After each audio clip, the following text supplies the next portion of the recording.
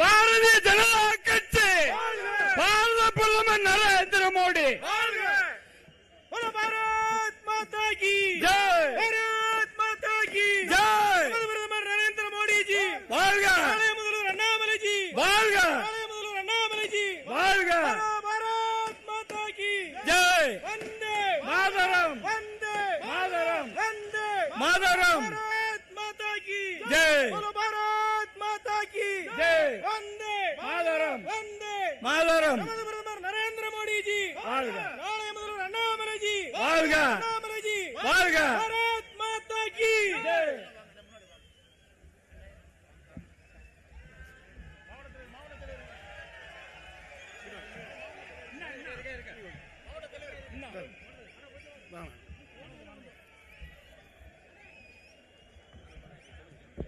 Hello Bharat माता की मेरा भारत माता की நமது பிரதமர் நரேந்திர மோடி நமது பிரதமர் நரேந்திர மோடி நமது தலைவர் அண்ணாமலை நாளைய முதல்வர் அண்ணாமலை நாளைய முதல்வர் அண்ணாமலை நாளைய முதல்வர் அண்ணாமலை நாளைய முதல்வர் அண்ணாமலை मेरा भारत माता की मेरा भारत माता की நமது பிரதமர் நரேந்திர மோடி நமது பிரதமர் நரேந்திர மோடி நமது பிரதமர் நரேந்திர மோடி நாளைய முதல்வர் அண்ணாமலை நாளைய முதல்வர் அண்ணாமலை நாளைய முதல்வர் அண்ணாமலை मेरा भारत माता की मेरा भारत माता की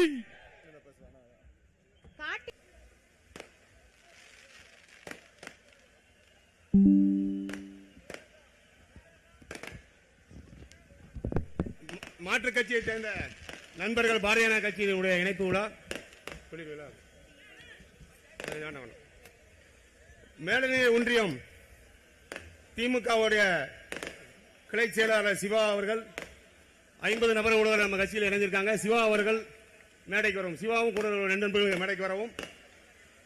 அடுத்து திமுக சேர்ந்த பாலகிருஷ்ணன், வேல்முருகன் அவர்களும், ஆலங்குளம் வடக்கை சேர்ந்த முத்துப்பாண்டியன் என்ற புலி அமமுக கிளை செயலாளர் அவர்களும், வாசனூர் வடக்கொன்றியத்தை சேர்ந்த அதிமுக சேர்ந்த செம்புலிங்கம் கணேஷ் அவர்களும், வாசு வடக்கை சேர்ந்த மருதகணி அவர்களும், சுரண்டை மதிமுகவினுடைய முன்னாள் கவுன்சிலர் சகோதரர் குமார் அவர்களும் மேடைக்கு வரும்படி கேட்டுக்கொள்கிறேன்.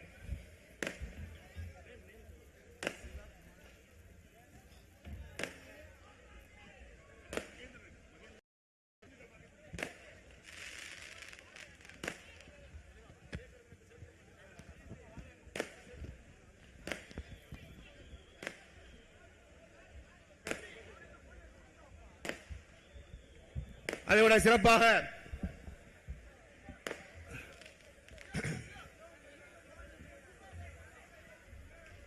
சர்வதேச பளுதூக்கும் வீரர், சுமார் 15 ஆண்டுகளாக அனுபவமிக்கவர் பளுதூக்குவதில் தேசிய மற்றும் சர்வதேச பல பதக்கங்களை வென்றுள்ளார். சகோதரர் சதீஷ்குமார் சிவலிங்கம் அவர்களும் நமது மாநில தலைமையில் நமது பாரதிய ஜனதா கட்சியில் இணைய உள்ளார்கள். அவர்களும் மேடைக்கு வரும்படி பணிவோடு கேட்டுக்கொள்கிறோம்.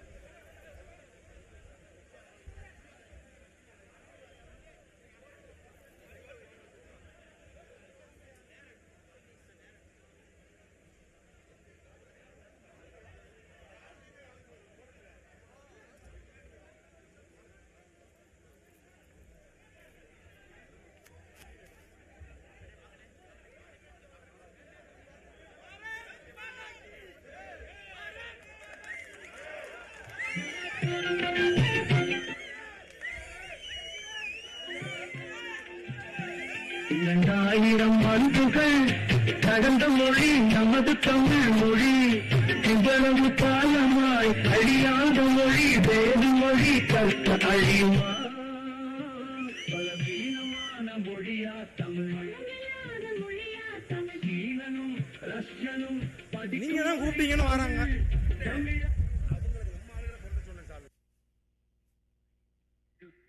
ஈடு இணை இல்லையடா. ஆனாலும் சகோதரர் சக்தி சிவலிங்கம் அவர்கள் மேடைக்கு வரவும். சதீஷ் சிவலிங்கம் ஒலிம்பிக் வெயிட் லிப்டர் மேடைக்கு வரவும். மேடைக்கு ஒரு ஜோக்கர் நம்ம துண்டு சீட்டோட வராது பாருடா. இது மன்னர் ஆட்சியா மக்களாட்சியா சந்தேகம் வரவில்லையா? ஒரு நடிகைக்கு ஏங்கி பால்காரி குடிச்ச வாரிசு கழிவன பாருங்க. 200க்கு ஏங்கி தொப்படிமையான கோமாளி கூட்டமையா. ஒரு காட்டுக்கு ஒரு சிங்கம் தமிழ்நாட்டுக்கு அண்ணாமலைடா. ஒரு மேடைக்கு ஒரு ஜோக்கர் நம்ம துண்டு சீட்டோட வராது பாருடா.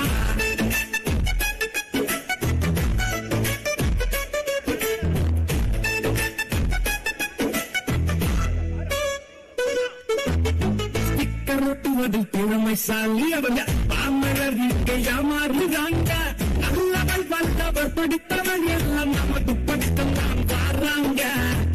இனி வருந்தாலும் பிஜேபி தான் தமிழ்நாட்டுக்கு நல்லாட்சி தருவாங்க. ஒரு காட்டுக்கு ஒரு சிங்கம் தமிழ்நாட்டுக்கு அண்ணாமலைடா. ஒரு மேடைக்கு ஒரு ஜோக்கர் நம்ம துண்டு சீட்டோட வராது பாருடா.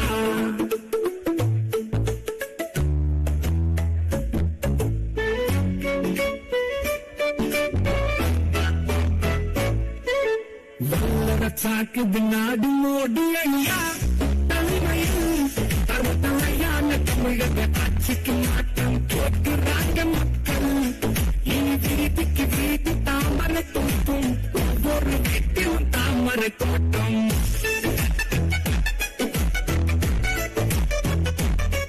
ஒரு காட்டுக்கு ஒன்றிய கவுன்சிலர் இப்பொழுது திராவிடத்தில் இருந்து விலகி தன்னை தேசியத்தில் மாநில தலைவர் முன்னிலையில் இணைத்துக் கொள்கிறார்.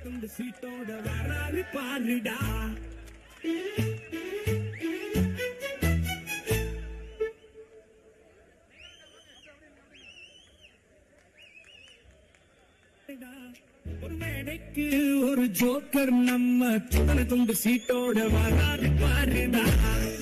இது மன்னர் ஆட்சியா மக்களாட்சியா சந்தேகம் வரவில்லையா? ஒரு நடிகைக்கு ஏங்கி பால்காரி குடிச்ச வாரிசு கழிவன பாருங்க. 200க்கு ஏங்கி தொப்படிமையான கோமாளி கூட்டமையா. ஒரு காட்டுக்கு ஒரு சிங்கம் தமிழ்நாட்டுக்கு அண்ணாமலைடா. ஒரு மேடைக்கு ஒரு ஜோக்கர் நம்ம துண்டு சீட்டோட வராது பாருடா.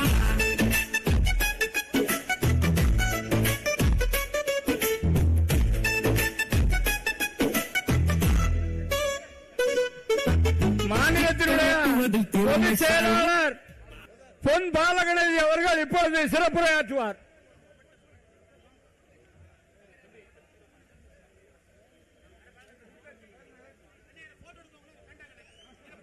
கிராமங்கள்ல ஒரு பேச்சு வழக்கம் ஒன்று உண்டு. பொன்னை வைக்கக்கூடிய இடத்தில் பூவையாவது வைத்து அழகு பார் என்று. ஆனால் அந்த கவலை நமக்கில்லை. ஏனென்று கேட்கிறீர்களா? பொண்ணு என்னங்க பொண்ணு? எங்க கட்சியில பொக்கிஷமாக திகழ்கின்ற பொன் பாலகணபதி ஜியே இருக்கின்றாரே. வாங்க ஜி, உங்களுடைய சிறப்புரை கேட்க தொண்டர்கள் ஆவலோடு காத்துக் கொண்டிருக்கின்றனர். தீய சக்தியை வேறொருப்போம் மாபெரும் பொதுக்கூட்டத்திற்கு தலைமை ஏற்றிருக்கக்கூடிய மாவட்டத்தினுடைய தலைவர் அருமை சகோதரர் தென்காசியே ஆனந்தன் ஐயாசாமி அவர்களே, முன்னிலை வகித்துக் கொண்டிருக்கக்கூடிய மாவட்டத்தின் பொதுச் செயலாளர் அருமை சகோதரர் திரு பாலகுருநாதன் அவர்களே, மாவட்ட பொதுச் செயலாளர் திரு அருள் செல்வன் அவர்களே, மாவட்டத்தினுடைய பொதுச் செயலாளர் திரு ராமநாதன் அவர்களே, மாவட்டத்தினுடைய பொருளாளர் பாலகிருஷ்ணன் அவர்களே, இங்கு வருகை புரிந்திருக்கக்கூடிய விருதுநகர் கிழக்கு மாவட்டத்தின் தலைவர் திரு பாண்டுரங்கன் அவர்களே, விருதுநகர் மேற்கு மாவட்ட தலைவர் திரு சரவணதுரை என்ற ராஜா அவர்களே, திருநெல்வேலி தெற்கு மாவட்ட தலைவர் திரு SP தமிழ்ச்செல்வன் அவர்களே, திருநெல்வேலி மேற்கு மாவட்டத்தின் தலைவர் திரு முத்துப்பலவேசம் அவர்களே, தூத்துக்குடி வடக்கு மாவட்டத்தின் தலைவர் திரு சரவணன் கிருஷ்ணன் அவர்களே, தூத்துக்குடி தெற்கு மாவட்ட தலைவர் திரு சித்ராங்கதன் அவர்களே, இங்கு எனக்கு முன்பாக சிறப்பாக பேசி அமர்ந்திருக்கக்கூடிய மரியாதைக்குரிய அண்ணன் திரு NMS விவேகானந்தன் அவர்களே, தமிழகத்திலே சட்டமன்றத்திலே நாம் அனைவராலும் பண்ணையார் என்று பெருமையோடு அழைக்கக்கூடிய நம்முடைய சட்டமன்ற உறுப்பினர், திராவிட முன்னேற்ற கழகத்தில் சட்டமன்றத்திலே ஓட ஓட விரட்டி அடித்துக் கொண்டிருக்கக்கூடிய நமது பாசத்திற்குரிய அண்ணன் திரு நயினார் நாகேந்திரன் அவர்கள் MLA அவர்களே, மற்றும் இளைஞர்களினுடைய எழுச்சி நாயகனாக தமிழகம் முழுக்க வலம் வந்து பொதுமக்களினுடைய குரலுக்கு குரல் கொடுத்து பொதுமக்களோடு பொதுமக்களாக வீட்டிருக்கின்ற இளைஞர்களின் எழுச்சி நாயகன், தமிழகத்தினுடைய எதிர்காலம், வருங்கால தமிழகத்தினுடைய முதலமைச்சர், நாம் என்றென்றும் நம்மோடு உணர்வோடு உயிரோடு கலந்திருக்கக்கூடிய மரியாதைக்குரிய திரு அண்ணாமலை அவர்களே, நாளைய தமிழகத்தினுடைய தலையெழுத்தை மாற்றுவதற்காக ஒவ்வொரு கிளையிலும் கூட சிறப்பாக பணிபுரிய இருக்கின்ற எனதருமை பாரதிய ஜனதா கட்சியினுடைய தொண்டர்களே, உங்கள் அனைவருக்கும் என் முதற்கண் வணக்கத்தை தெரிவித்துக் கொள்ளுகிறேன். இதற்கு அடுத்தபடியாக 2 முக்கிய தலைவர்களுடைய பேச்சு இருக்கிறது. அதனால் அவர்களுடைய பேச்சிற்கு முன்பாக நான் வெகு நேரம் எடுத்துக் கொள்ளப் போவதில்லை. ஏனென்று சொன்னால், நீங்கள் கிராமத்தில் இருந்து தென்காசி மாவட்டத்தினுடைய கடைசி எல்கையிலிருந்து இங்கு வந்து குழுமி இருக்கிறீர்கள். தமிழகத்தினுடைய வருங்கால முதலமைச்சர் என்னென்னலாம் பேசப் போகிறார் என்ற கருத்துக்களை கேட்பதற்காக வந்திருக்கிறீர்கள். ஆகவே அவர்களுக்கு வழிவிட்டு ஒரே ஒரு கருத்தை மட்டும் நான் இங்கே சொல்லிக்கொள்ள ஆசைப்படுகிறேன். கடந்த மாதம் 5ஆம் தேதி திராவிட முன்னேற்ற கழகம் தமிழகத்தினுடைய அனைத்து கட்சிகளை எல்லாம் கூட்டி வைத்து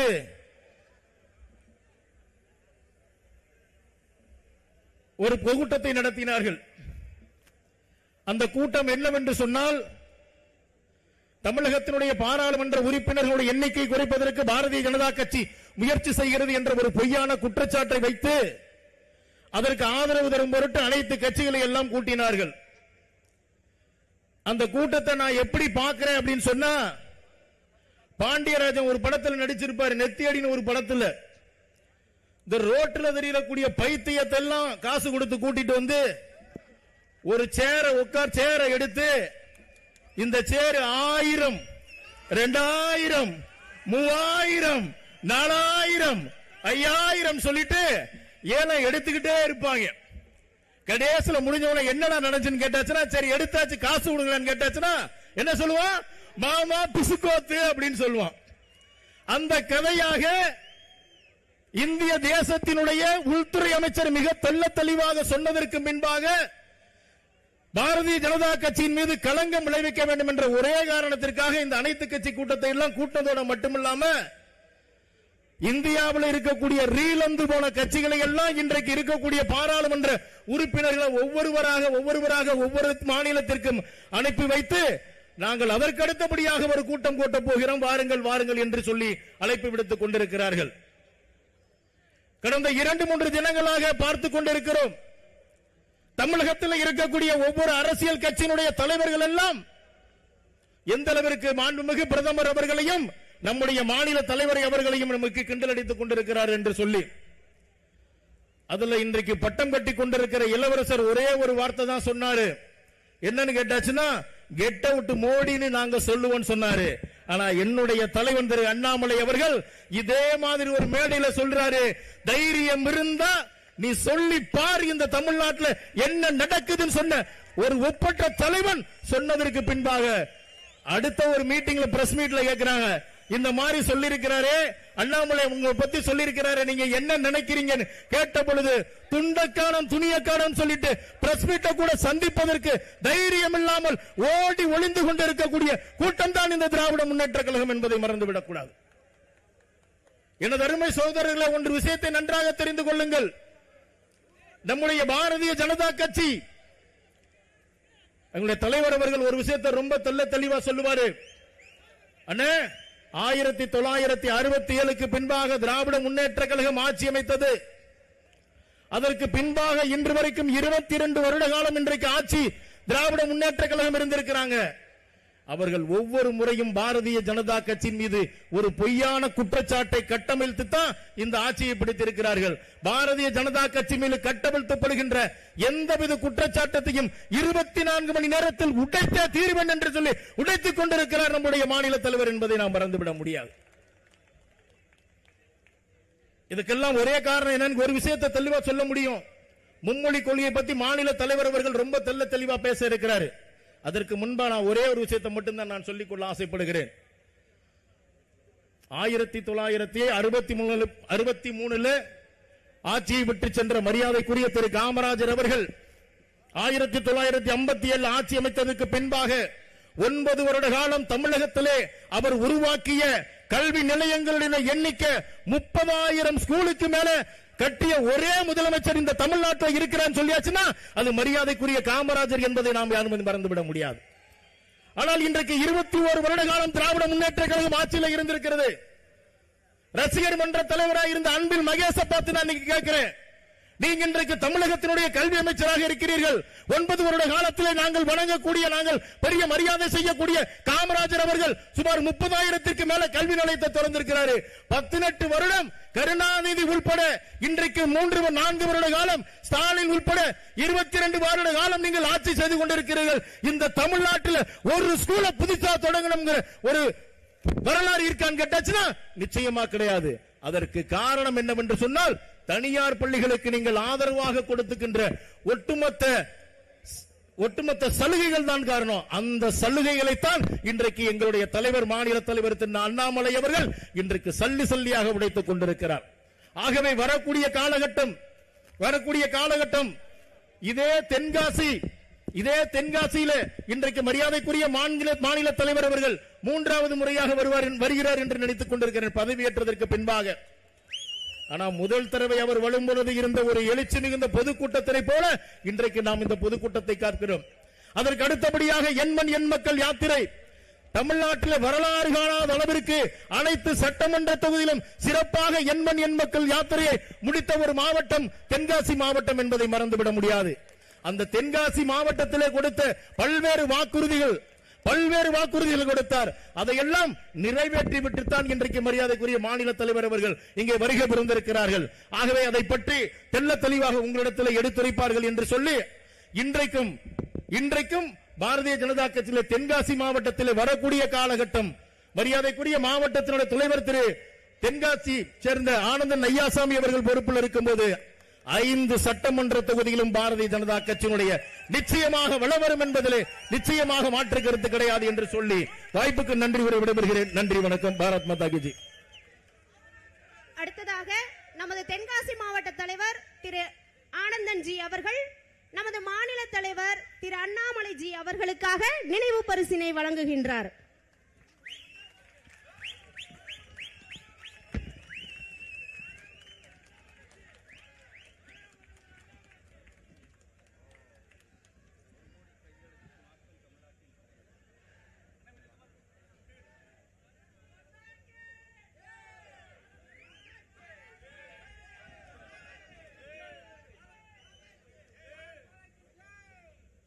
கீதையில கிருஷ்ண பரமாத்மா மிக அருமையான வாசகம் ஒன்றை சொல்லி இருக்கின்றார். கடமையை செய், பலனை எதிர்பாராதே என்று. கடமையை செய்வது மட்டும்தான் நம் வசம் உள்ளது, பலன் நமக்கானது அல்ல என்பதுதான் அதனுடைய உண்மை. உதாரணத்திற்கு ஒரு மருத்துவர் தன்னுடைய கடமையை சரியாக செய்தார் என்றால் நோய் தீர்ந்து அதனுடைய பலனை நோயாளி தான் அடைகிறான். அதே போலத்தான் கடமையை தன்னுடைய கண்ணாக கொண்டு தென்காசி மாவட்டத்தின் தலைவராக பதவி ஏற்று தன்னுடைய கடமையை ஆற்றிக் கொண்டிருக்கிறார் நம்மளுடைய ஆனந்தன் ஜி அவர்கள். இப்பொழுது சிறப்புரையாற்ற வருவார்.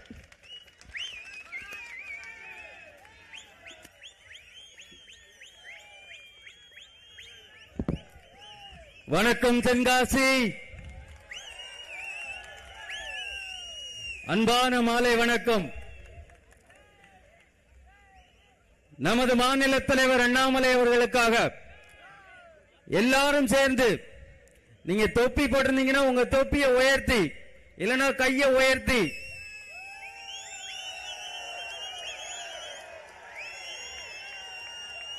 பாரத் மாதா கி, பாரத் மாதா கி, பாரத் மாதா கி, பாரத பிரதமர் நரேந்திர மோடி, பாரத பிரதமர் நரேந்திர மோடி, வருங்கால முதல்வர் அண்ணாமலை, 2026 முதல்வர் அண்ணாமலை.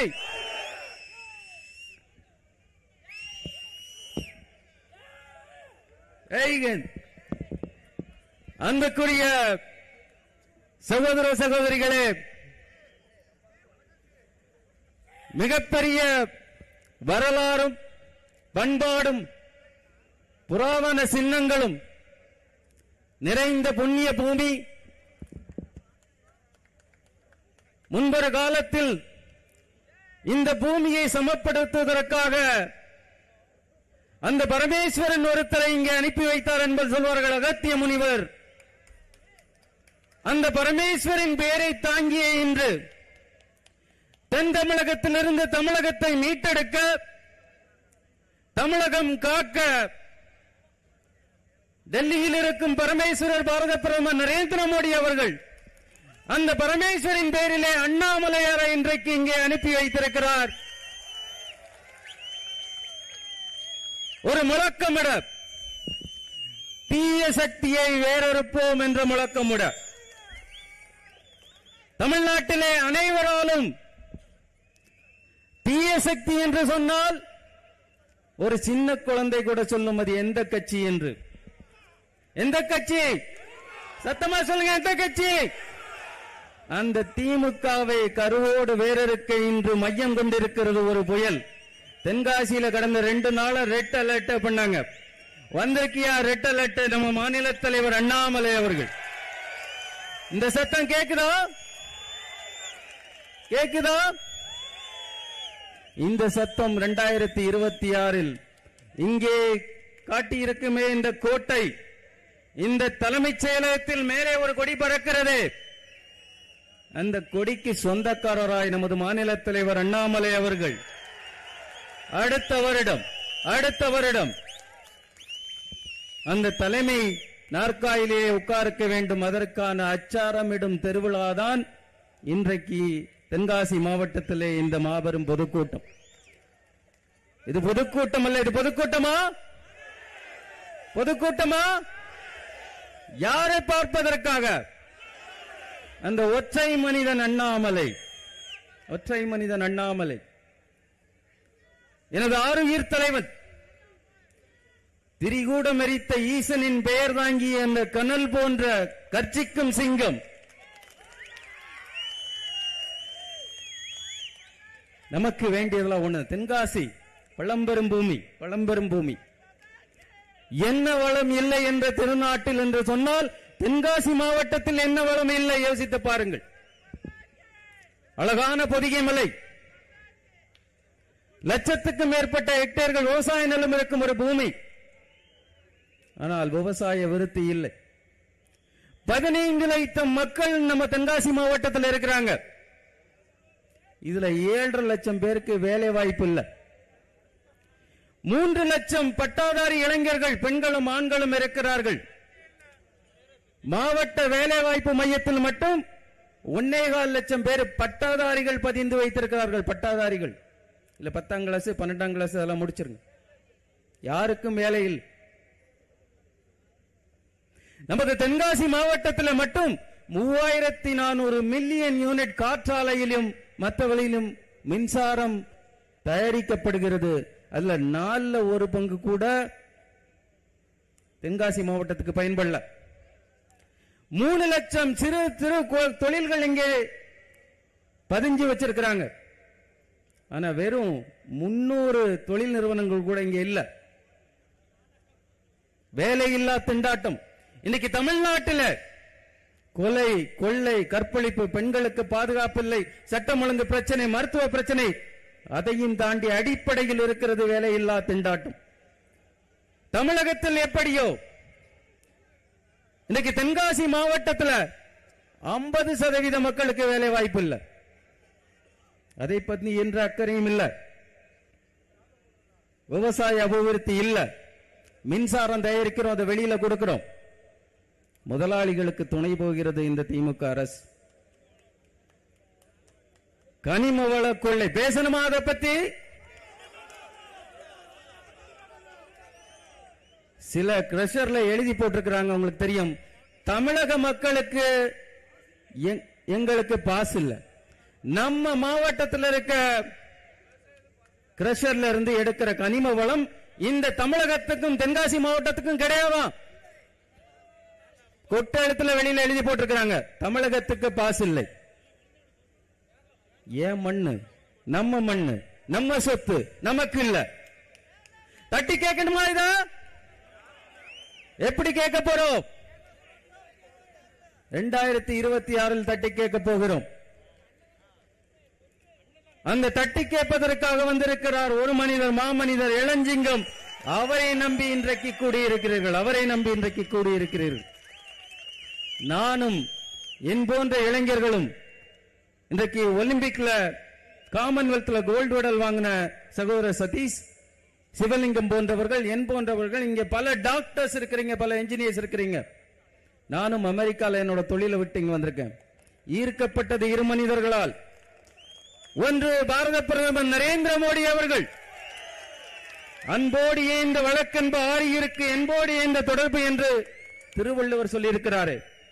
குரலுக்கேற்ற செயலோடு இணைந்த அன்பு கொண்டு இந்தியாவை உலகளவில் உன்னதமாக முதல் இடத்தில் கொண்டு போயிருக்கும் அந்த பாரத பிரதமர் நரேந்திர மோடி அவர்களின் வழிதொட்டு அஞ்சாமை ஈகை அறிவூக்கம் இந்நான்கும் எஞ்சாமை வேந்தற்கு இயல்பு. அறிவு ஊக்கம் சுயநலம் இல்லாத உழைக்கும் நம் உன்னத தலைவன். இந்த தமிழகத்துக்காக இந்த தீய சக்தியை வேறொருக்கும் வரை காலில் செருப்பு அணிய மாட்டேன் என்று சங்கல்பம் எடுத்து, பாவம் அந்த மனுஷன் இன்னைக்கு காலையில இருந்து அவரோட போய்கிட்டு இருக்கிற அத்தனை கூட்டம் கல்லு மல்லு வெடி போடுறாங்க. ஒரு சின்ன தயக்கமும் இல்லாமல் புன்னுருவலோடு கால் அவ்வளவு மிதி வாங்குறார். அவ்வளவு கஷ்டப்பட்டு இன்றைக்கு நம்மளோடு வருகிறார் என்றால் வேறொரு தலைவன் இன்றைக்கு தமிழகத்திலும் இந்தியாவிலும் பார்க்க முடியுமா? இவர மாதிரி பார்க்க முடியுமா? இவர மாதிரி அவர் தலைமையேற்று 2026 ஒரு பெருமுழக்கம் இடுவோம். நமக்கு வழிகாட்ட தென் தமிழகத்தின் காவலர், நமது அன்போடு அழைக்கும் நமது பாசமிகு பண்ணையார் அவர்கள் இன்றைக்கு இங்கே வந்திருக்கிறார்கள். அவரோடு சேர்ந்து நமது பக்கத்து மாவட்டங்களிலிருந்து, விருதுநகர் மேற்கு மாவட்டத்திலிருந்து அன்பண்ணன் ராஜா என்ற சரவணத்துறை, திருநெல்வேலி மாவட்டத்தில் வடக்கு மாவட்டத்திலிருந்து அருமை சகோதரர் முத்துப்பலவேசம், திருநெல்வேலி தெற்கு மாவட்டத்திலிருந்து அன்பு சகோதரர் SP தமிழ்செல்வன், தூத்துக்குடி வடக்கு மாவட்டத்திலிருந்து சரவணகிருஷ்ணன், தூத்துக்குடி தெற்கு மாவட்டத்திலிருந்து சித்ராங்கதன், தூத்துக்குடி தெற்கு மாவட்ட பார்வையாளர் நீலமுரளி யாதவ், நமது மாவட்டத்தின் முன்னாள் பொதுச் செயலாளர்கள், அத்தனை ஆற்றல் மிகு மண்டல் தலைவர்கள், செயல் வீரர்கள், அதை தாண்டி உங்கள் அனைவரையும் இங்க வருக வேண்டும். உங்களை கண்டதில், உங்களை வரவேற்பதில் இதைவிட ஆனந்தம் பேரானந்தம் வேறென்ன வேண்டும்? அன்பிற்குரியவர்களே, நான் எனது உரையை இங்கே சுருக்கமாக முடிக்க விரும்புகிறேன். என்னால் உங்களைப் போலவே இங்கே இருக்கும் உங்களில் ஒருவனாக எனது பாசமிகு தலைவன், எனது அன்புக்குரிய தலைவன் அண்ணாமலை அவர்களின் பேச்சை கேட்க வேண்டும் என்பதற்காக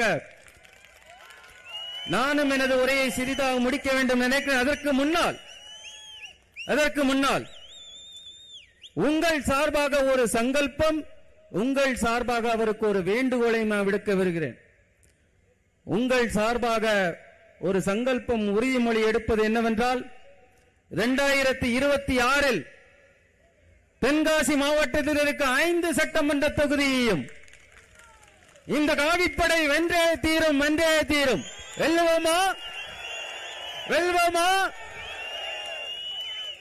அந்த தென்காசி மாவட்டத்தில் நமது மாநில தலைவர் தமிழ்நாட்டில் எந்த மாவட்டத்திலும் எந்த சட்டமன்ற தொகுதியிலும் போட்டியிடலாம். ஆனால் உங்கள் சார்பாக மாநில தலைவருக்கு நான் வைக்கும் வேண்டுகோள், தென்காசி மாவட்டத்தில் இருந்தவர் 2026 போட்டியிட வேண்டும். போட்டியிடணுமா? 2026 தென்காசி மாவட்டத்தில் இருந்து நமது மாநில தலைவர் போட்டியிடணுமா?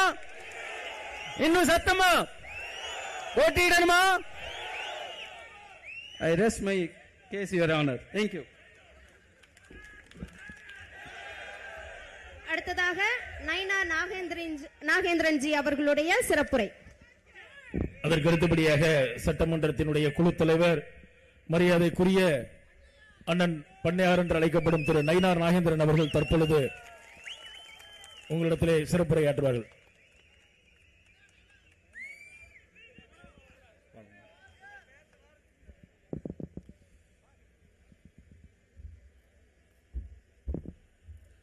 கூட்டத்தினுடைய தலைவர், மாவட்டத்தினுடைய தலைவரும்,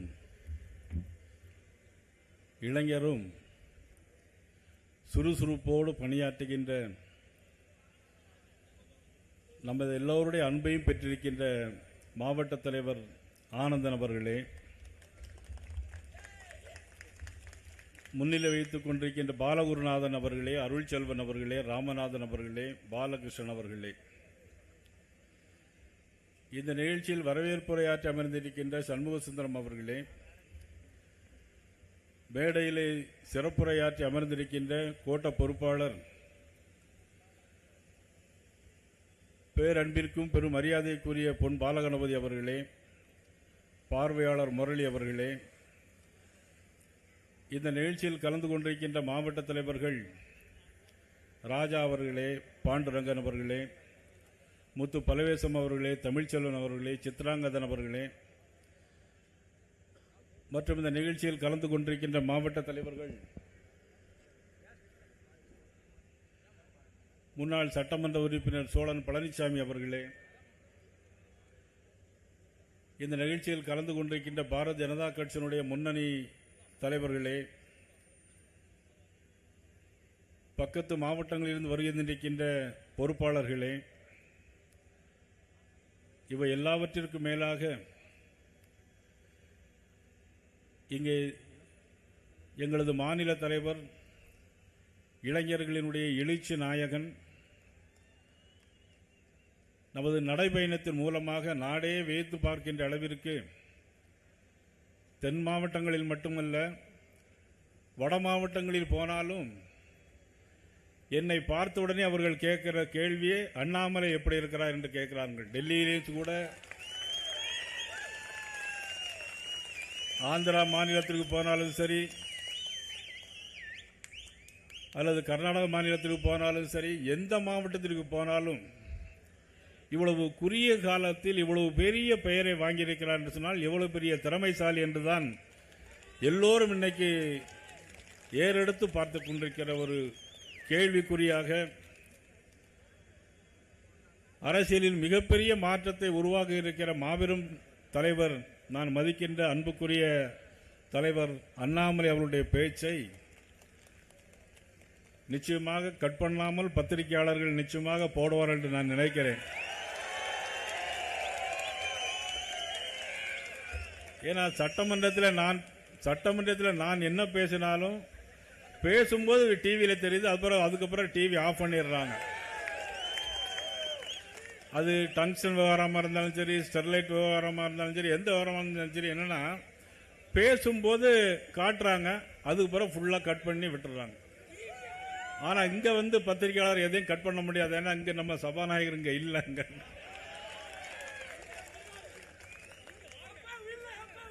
அது மட்டும் இல்லை, சட்டமன்றத்தில் எதை எடுத்தாலும் மத்திய அரசு எந்த திட்டங்கள் கொண்டு வந்தாலும் அதை எதிர்த்து ஒரு அரசினர் தீர்மானம் என்பது நமது முதலமைச்சருக்கு ஒரு வாடிக்கையாக இருக்கிறது. இன்னைக்கு கூட நாளை கழிச்சு சட்டமன்றம் ஆரம்பிக்க போது பார்த்தீங்கன்னா பட்ஜெட் கூட்டத்தோட ஆரம்பிக்கணும். ஆனா என்ன பண்ணுவாங்கன்னா மும்மொழி கொள்கை அப்படின்ட்டுருவாங்க. அவங்க பிள்ளைகள் படிக்கிறதெல்லாம் இந்தியில படிக்குது, நம்ம பிள்ளைகள் மட்டும் இந்தியில படிக்க கூடாது. நம்ம இந்திய படிங்கன்னு சொல்லவே இல்லை, இந்திய திணிப்போம் அவங்க சொல்லவே இல்லை. ஆனா இந்த விஷயத்தெல்லாம் மாநில தலைவர் விவரமா பேசுவாங்க. மும்மொழி கொள்கையா இருந்தாலும் சரி, டீலிமிட்டேஷனாக இருந்தாலும் சரி, அதையெல்லாம் விவரமாக மாநில தலைவர் திரு அண்ணாமலை அவர்கள் பேசுவார்கள். ஆக நீங்கள் அதை கண்டிப்பாக செய்ய முடித்து கேட்பீர்கள். நீங்க பத்திரிகையில் ஒன்றும் குறையாமல் போடுவீங்க. தூள். நானும் கிட்டத்தட்ட புரட்சித் தலைவர் அம்மாவுடைய மறைவு, புரட்சித் தலைவர் எம்ஜிஆருடைய மறைவுக்கு பின்னால் ஜானகி அணி ஜே அணின்னு இருந்தது. அப்பெல்லாம் அந்த நெல்லை மாவட்டத்தில் முடிசூடா மன்னனாக இருந்தவர் அதிமுகவில் திரு கருப்பசாமி பாண்டியன் அவர்கள், உங்களை எல்லாருக்கும் தெரியும். ஆனால் அவர் கூட கிட்டத்தட்ட 1989ஆம் ஆண்டிலிருந்து இந்த மாவட்டத்தினுடைய எல்லா மூலை முடுக்களுக்கும் போயிருக்கிறேன், எல்லா பட்டி தொட்டிகளும் போயிருக்கிறேன். இன்னைக்கு இது வாசுநல்லூர் தொகுதி. ஆனந்தன் ஏதோ ஒரு காரணத்துக்காக தான் இந்த தொகுதியில் இவ்வளவு பெரிய கூட்டத்தை கூட்டியிருக்காங்க எனக்கு தெரியுது. அது உங்களுக்கும் புரியும் நினைக்கிறேன். ஏற்கனவே ஒரு வாய்ப்பு கொடுத்திருக்கலாம், அது நல்லதுக்கு தான். எல்லாம் ஒரு எதுவும் நடந்தால் நல்ல நன்மைக்காகத்தான் நம்ம எடுத்துக்கொள்ளணும். அதனால இது நல்ல தவறி போனது நல்லதுக்கு வர்றது நல்ல எதிர்காலமாக அமையும். அதனால ஆனந்தன் ஒரு காரணமாக தான் அந்த கூட்டத்தை இங்கே கூட்டியிருக்காரு. அவருக்கு என்னுடைய வாழ்த்துக்களை நான் இந்த நேரத்தில் தெரிவித்துக் கொள்கிறேன். ஏன்னா வாசலூர் தொகுதி இருமங்குளம் தாண்டி வீரியிருப்பிலிருந்து ஆரம்பித்து ஈச்சம்பட்டம் புதூரிலிருந்து ஆரம்பித்து புளியங்குடி நேரே சிந்தாமணி புளியங்குடி அப்படி நேர ராயகிரி வர போகும், சிவகிரி வரைக்கும் போகும் வாசலூர் தொகுதி. ஆக இந்த தொகுதி எப்பொழுதுமே இன்னைக்கு நேற்றல்ல. நான் சொல்ல வந்த விஷயம் என்னன்னா, 1989ஆம் ஆண்டிலிருந்து இந்த எல்லா இடங்களிலும் சுற்றுப்பிரயாணம் பண்ணியிருக்கிறேன். அதிமுகவோடு பல்வேறு கட்சிகள் கூட்டணியில் இருந்தது. 98 கூட பாரதிய ஜனதா கட்சியுடைய பாராளுமன்றத்தில் கூட்டணியில் இருந்தோம். பிறகு 99 வந்து கூட்டணி இல்லை. ஆனாலும் என்ன நடந்தது அப்படின்னா, இவ்வளவு பெரிய கூட்டங்களை நான் எங்கேயுமே பார்த்தது கிடையாது என்னுடைய அரசியல் வாழ்க்கை வரலாற்றில்.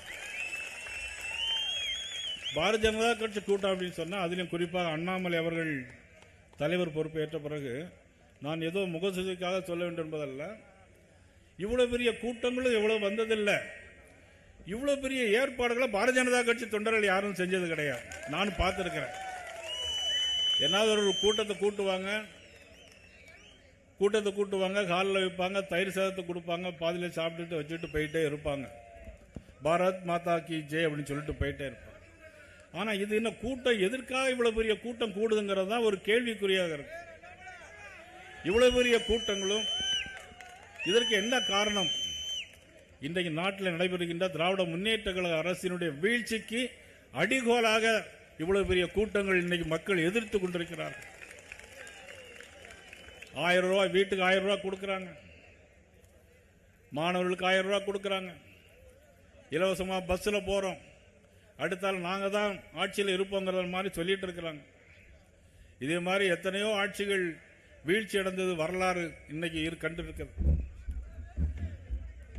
புரட்சித்திலே அம்மா அவர்கள் இருக்கும்போது 2001ஆம் ஆண்டு நடைபெற்ற பொது தேர்தலில் இதே மாதிரி தான் திமுக, அன்னைக்கு கலைஞர் முதலமைச்சராக இருந்தார். ஆனால் திமுக ரொம்ப தெம்போடு இருந்தாங்க. 2001 என்ன நடந்தது? மீண்டும் இந்த நாட்டுடைய முதலமைச்சராக புரட்சித்திலே அம்மா வந்தார். மிகப்பெரிய அமைதி புரட்சி நடந்தது. ஆனால் இன்னைக்கு மிகப்பெரிய புரட்சி, மக்கள் வெள்ளம் இவ்வளவு பேர் கூடியிருக்கிறாங்கன்னு சொன்னா, இந்த நாளைக்கே தேர்தல் வந்தாலும் திராவிட முன்னேற்ற கழகம் வீட்டுக்கு போவது உறுதி என்பதை கூட்டுகின்ற கூட்டம். நிறைய பேர் பத்திரிகைகள் நிறைய பேர் பாரதிய ஜனதா கட்சி எங்கேயுமே தமிழ்நாட்டில் போடுறது இல்லை. சொன்னாங்க ஹரியானா தேர்தல் நடைபெற்றது, ஹரியானா தேர்தலில் பாரதிய ஜனதா தோத்துடும், காங்கிரஸ் கூட்டணி ஆட்சிக்கு வரும்னு சொன்னாங்க. என்ன நடந்தது?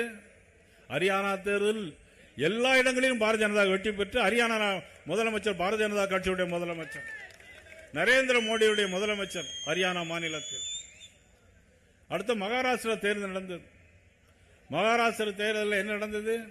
இதே மாதிரி பத்திரிகைலாம் எழுதினாங்க, அங்க பாரதிய ஜனதா கட்சி படுதோல்வி அடையும் சொன்னாங்க. என்ன நடந்தது? அனைத்து இடங்களிலும் பாரதிய ஜனதா கட்சி வெற்றி பெற்று பாரதிய ஜனதா கட்சியுடைய முதலமைச்சர் மகாராஷ்டிரா மாநிலத்தில் வந்தாங்க. ஏன் டெல்லியில கூட அரவிந்த் கெஜ்ரிவால் முதலமைச்சராக வருவார்னு நினைச்சிட்டு இருந்தாங்க. டெல்லியில ஒரு இடம் கூட காங்கிரஸ் கட்சி ஜெயிக்கல. ஒரு இடம் கூட காங்கிரஸ் கட்சி. பாரதிய ஜனதா கட்சியுடைய முதலமைச்சர் இன்னைக்கு டெல்லியில. இதே மாதிரி நிலைமை தான் தமிழ்நாட்டில் இப்ப வரப்போகுது. இதே மாதிரி நிலைமை தான் தமிழ்நாட்டில் வரப்போகுது. அதனால் பாரதிய ஜனதா தொண்டர்கள் எந்த சலசலப்புக்கு அஞ்சாமல் பொதுமக்கள்கிட்ட போய் மத்திய அரசுடைய திட்டங்கள் எல்லா திட்டங்களையும் சொல்லுங்க. நிறைய திட்டங்கள் கொடுத்திருக்கிறாங்க. அனைத்து திட்டங்களை சொல்லி 2026 செயின்ட் ஜார்ஜ் கோட்டையில் பாரதிய ஜனதா கட்சி தலைமையிலே அங்கு ஆட்சி அமையும் என்பதுதான் நம்முடைய ஒவ்வொருவருடைய எண்ணமும் செயலுமாக இருக்க வேண்டும் என்று உங்கள் அனைவரிடமும் பேசி மீண்டும் இதே ஒரு சந்தர்ப்பங்களை சந்திக்கிறேன். நீங்கள் எல்லோரும் அண்ணாமலை அவருடைய பேச்சை கேட்பதற்கு ஆர்வமுடன் இருக்கிறீர்கள். ஆகவே அவர்களுக்கு வழிவிட்டு மீண்டும் நான் சந்திப்பேன் என்று சொல்லி வாய்ப்புக்கு நன்றி கூறி விடைபெறுகிறேன். நன்றி, வணக்கம்.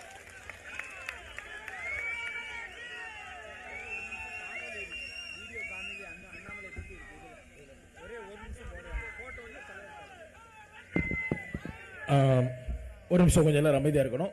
வீடியோ இப்ப நமக்கு வந்து தலைவர் பேச வருவதற்கு முன்பாக ஒரு காணொளி இருக்கு. அந்த காணொளியை நம்ம எல்லாரும் பார்க்கணும்.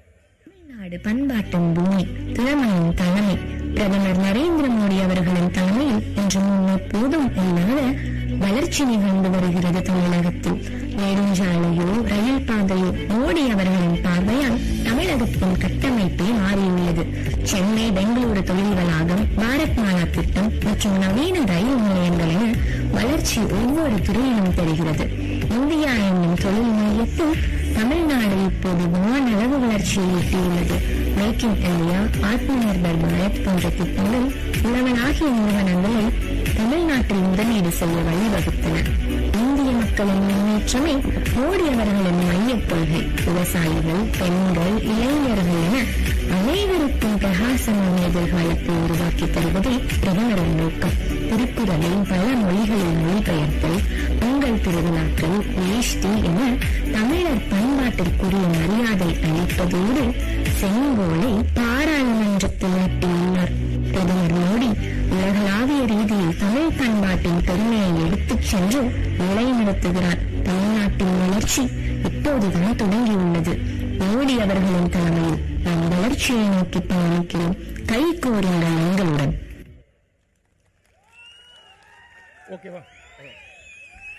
பேரன்பு கொண்ட சகோதரர்களே, திராவிட முன்னேற்ற கழகத்தினுடைய எதிர்ப்பு என்பது என்னுடைய ரத்தத்திலே கலந்தது. திராவிட முன்னேற்ற கழகத்தை வேரோடும் வேரடி மண்ணோடும் சாய்க்கும் வரை இந்த உடம்பு போகாது என்று சொல்லி இதுவரைக்கும் தன்னுடைய காலணியை கலட்டி போட்டு திராவிட முன்னேற்ற கழகத்தை வீழ்த்திய தீர்வேன் என்று சொல்லும் விதமாக சபதம் எடுத்திருக்கக்கூடிய நம்முடைய மாநிலத்தினுடைய தலைவர், ஆற்றல் தலைவர் தயாராகி தனித்து நிற்கிறது. அடிப்படையில் தொடங்கி இன்று ஆளுமையாக வளம் வரும் அண்ணாமலை அரசியலை மக்களுக்கானதாய் எண்ணியதோடு என் மண் என் மக்கள் பயணத்தை நம் தென்காசியில் தொடங்கினார். மக்களை நேரில் சந்தித்து அவர்களின் பிரச்சனைகளை கேட்டார், தீர்வுகளை கண்டறிந்தார். விவசாயிகளுக்கு உரிமை, இளைஞர்களுக்கு வேலை வாய்ப்பு, ஊழலுக்கு எதிரான போராட்டம் என புரட்சியை சொல்லில் மட்டுமின்றி செயலிலும் செய்து காண்பித்தவர் தலைவர் அண்ணாமலை அவர்கள். பாஜகவின் தலைமையில் தென்காசியில் மாற்றத்தின் பாதையில் நடைபெறுகிறது. புதிய தொழில் வாய்ப்புகள், ஊழல் ஒழிப்பு மற்றும் வளர்ச்சி திட்டங்கள் மூலம் தென்காசியை மாற்றத்தின் அடையாளமாய் மாற்றி வருகிறது. மாற்றம் தொடங்கிவிட்டது, முன்னேற்றம் நெருங்கிவிட்டது. மக்களின் குரல் வலுப்பெற்றுக் கொண்டிருக்கிறது. நீங்கள் தயாரா? இது வெறும் அரசியல் அல்ல, ஒரு புரட்சி. தென்காசியின் எதிர்காலம் இப்போது உங்கள் கையில்.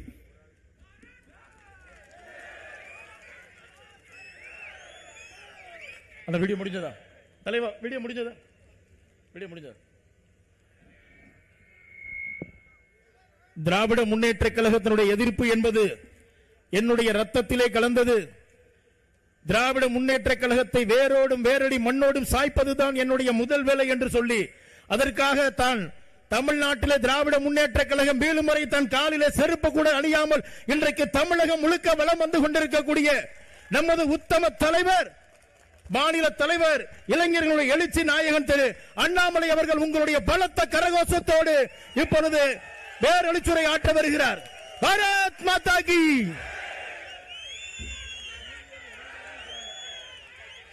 பாரத் மாதா கி, பாரத் மாதா கி, பாரத் மாதா கி, பாரத் மாதா கி.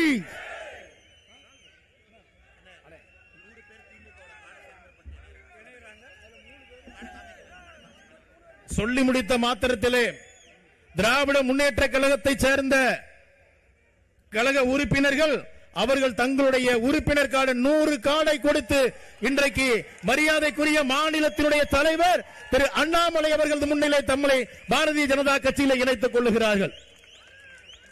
அவர்களுக்கு நமது மாநில தலைவர் அவர்கள் தற்பொழுது பொன்னாடை போட்டு கௌரவிப்பார்கள்.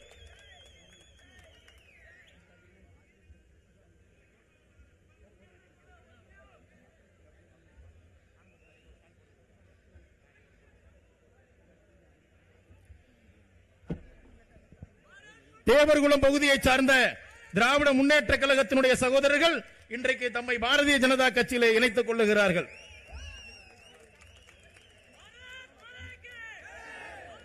நூறு உறுப்பினர்கள் தன்னுடைய உறுப்பினர் கார்டை இன்றைக்கு மாநில தலைவர்களிடத்தில் கொடுத்து இன்றைக்கு தம்மை பாரதிய ஜனதா கட்சியில் இணைத்துக் கொள்கிறார்கள்.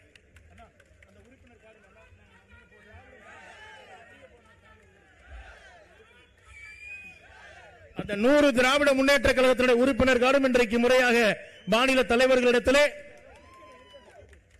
கொடுக்கப்பட்டு இன்றைக்கு தம்மை பாரதிய ஜனதா கட்சியிலே அவர்கள் இணைத்துக் கொள்ளுகிறார்கள்.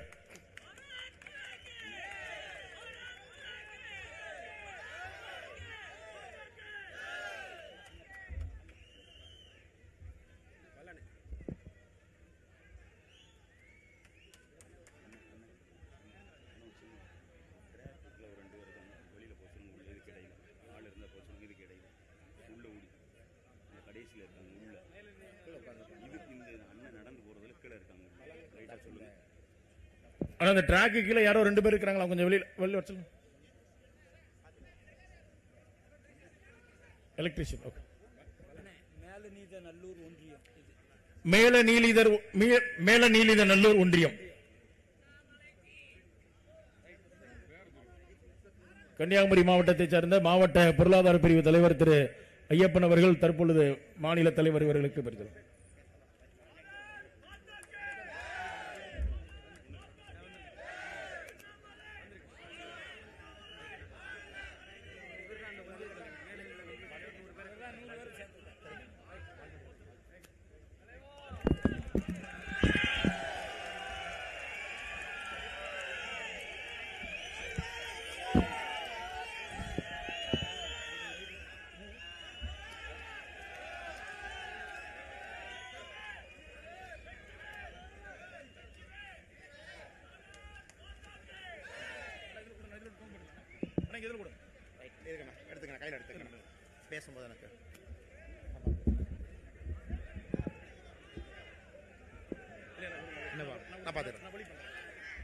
அன்பார்ந்த பெரியவர்களே, தாய்மார்களே, அன்புக்குரிய சகோதர சகோதரிகளே, இந்த மண்ணில் இருக்கக்கூடிய அற்புதமான தேசியவாதிகளே, தென்காசியை பொறுத்தவரை எப்பொழுதும் நான் சொல்லுகின்ற ஒரு வார்த்தை, தேசியவாதிகளுடைய கூடாரம் தென்காசி.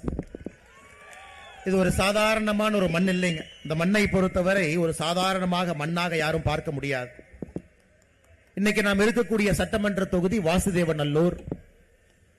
புளியங்குடியில் இந்த பொதுக்கூட்டம் நடந்து கொண்டிருக்கிறது, மாநாடு நடந்து கொண்டிருக்கிறது. இந்த ஒரே ஒரு சட்டமன்ற தொகுதியில மட்டுமே எப்படிப்பட்ட மகான்கள் இருக்கிறாங்க பாருங்க. புலித்தேவர் ஐயா இந்த மண்ணை சார்ந்தவர், வெண்ணி காலடி ஐயா மாவீரன் இந்த மண்ணை சார்ந்தவர், ஒண்டி வீரன் ஐயா இந்த மண்ணை சார்ந்தவர். ஒரு சட்டமன்ற தொகுதியில 3 அற்புதமான மகான்கள் பல்வேறு காலகட்டத்தில் இங்க இருக்கக்கூடிய ஆங்கிலேயர்களுக்கு தண்ணி காட்டி தமிழகத்திலே தேசியத்தை விளைத்து இங்க இருக்கக்கூடிய இளைஞர்கள்லாம் ஒன்று திரட்டி 1857 முதல் சுதந்திர போர் என்று நம்முடைய சரித்திரத்தில் சொல்லுகின்றோம். அதற்கு சில 100 ஆண்டுகளுக்கு முன்பே இந்த மண்ணில் வீரத்தை விளைத்தவர்கள். தமிழகத்தில் எந்த மண்ணுக்கு எங்கே சென்றாலும் கூட ஒரு சட்டமன்ற தொகுதியில் இந்த 3 மாமனிதர்கள் இருக்கிறாங்க நம்ம சொல்ல முடியாது. கொஞ்சம் அந்த பக்கம் போனீங்கன்னா வாஞ்சிநாதன் ஐயா இருக்கிறாங்க, அதுவும் இந்த மாவட்டத்தை சார்ந்தவங்க. இன்னும் கொஞ்சம் இதே மண்ணில் இன்னும் கொஞ்சம் உற்று நோக்குனீங்கன்னா மகாகவி சுப்பிரமணிய பாரதி ஐயா அவர்கள் இந்த இடத்துல இங்க தங்கி இருந்து சுதந்திர வேள்விக்காக எழுதினாங்க, பேசினாங்க. அவருடைய மண்ணும் கூட தென்காசி. அதற்காகத்தான் இது தேசியவாதிகள் இருக்கக்கூடிய கூடாரம் என்று எப்பொழுதும் மிக பெருமையாக நான் இந்த மண்ணை பற்றி சொல்லுவேன். அப்படிப்பட்ட மக்கள் எல்லாம் ஒன்றாக ஒரே நேரத்தில் நாம் இங்கே நின்று கொண்டிருக்கின்றோம், சந்தித்துக் கொண்டிருக்கின்றோம். அருமை சொந்தங்களே, இந்த அற்புதமான பொதுக்கூட்டத்திற்கு தலைமை தாங்கி கொண்டிருக்கக்கூடிய இந்த மாவட்டத்தினுடைய தலைவர் அருமை சகோதரர் ஆனந்தன் ஐயாசாமி அவர்கள், அவங்களை பத்தி நான் கடைசியா பேசுறேன் ஐயா, கொஞ்சம் பேசுற கடைசியா பேசுறேன். எல்லோரையும் ஒரு இடத்துல ஒருங்கிணைந்து நம்முடைய பண்ணையார் ஐயா நயினார் நாகேந்திரன் அவர்கள் சொன்னது போல ஒரு பிரம்மாண்டமான ஒரு பொதுக்கூட்டம் ஒரு மாவட்டத்தில் போட்டு நாங்கள் 2026 சட்டப்பேரவை தேர்தலுக்கு தயாராகிவிட்டோம். தென்காசியை பொறுத்தவரை 5க்கு 5 தேசிய ஜனநாயக கூட்டணி கொடுப்பதற்கு தயாராகிவிட்டோம் என்று சூளுரைக்கக்கூடிய மாநாடாக இது நடந்து கொண்டிருக்கிறது.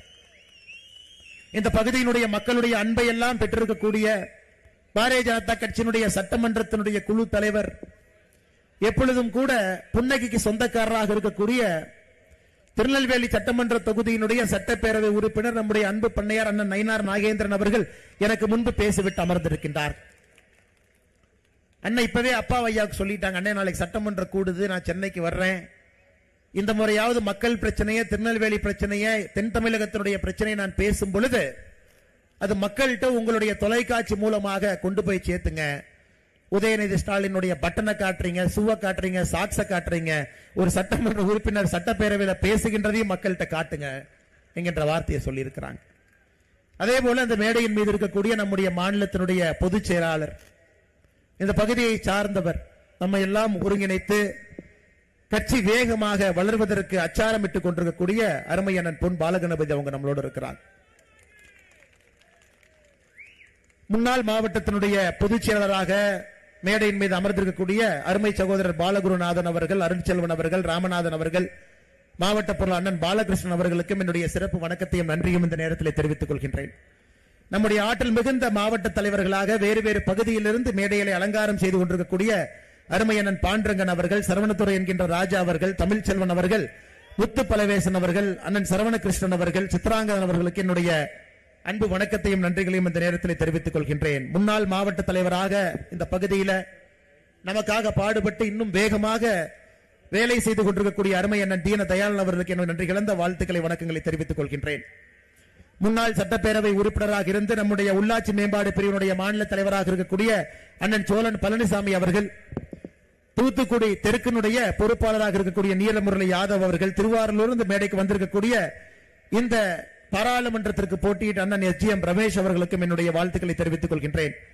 முன்னாள் மாவட்ட தலைவர்கள் அருமை அண்ணன் பாண்டித்துரை அவர்கள், ராமராஜா அவர்களுக்கும் என்னுடைய மரியாதை கலந்த வணக்கத்தை தெரிவித்துக் கொள்கின்றேன்.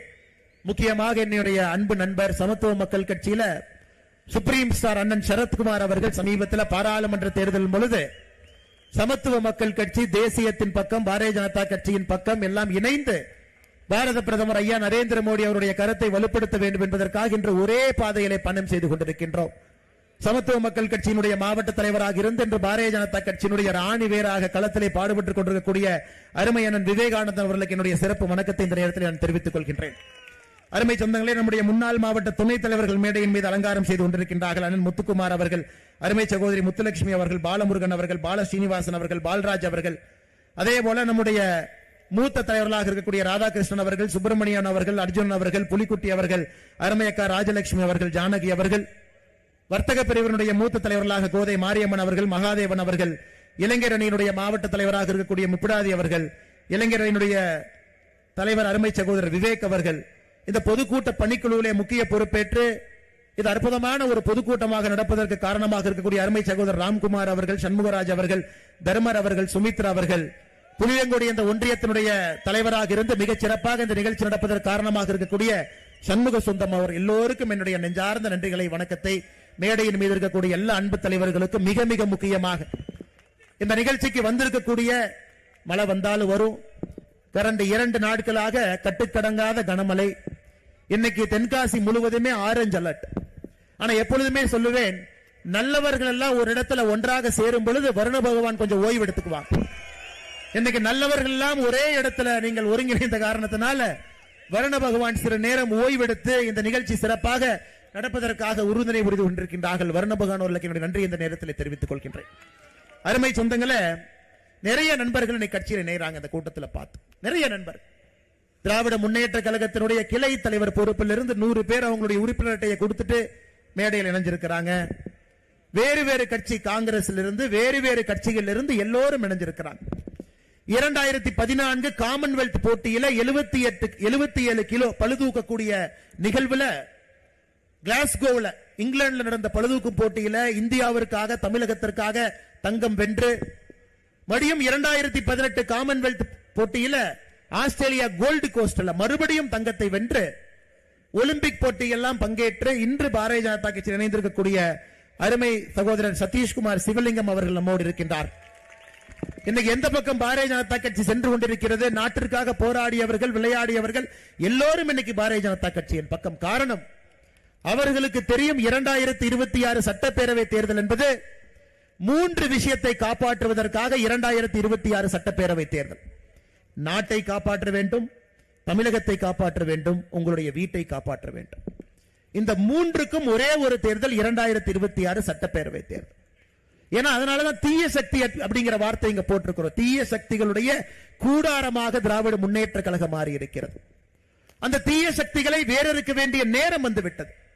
வீட்டுக்குள்ளே பிரச்சனை ஆரம்பித்து நாடு வரைக்கும் பிரச்சனை ஆரம்பிச்சிருக்கிறாங்க. வீட்டுக்குள்ள நிம்மதி இருக்கான்னு கேட்டா நிம்மதி கிடையாது. ஒரு பள்ளிக்கூடத்திற்கு, கல்லூரிக்கு செல்லக்கூடிய குழந்தைகள் பெற்றெடுக்கக்கூடிய பெற்றோர்களுக்கு தெரியும். நல்ல குழந்தைகளை கூட திராவிட முன்னேற்ற கழகத்தினுடைய ஆட்சியில சந்தேகப்படுறோம். நம்ம குழந்தை பைக்குள்ள கஞ்சா போட்டு இருக்குமா?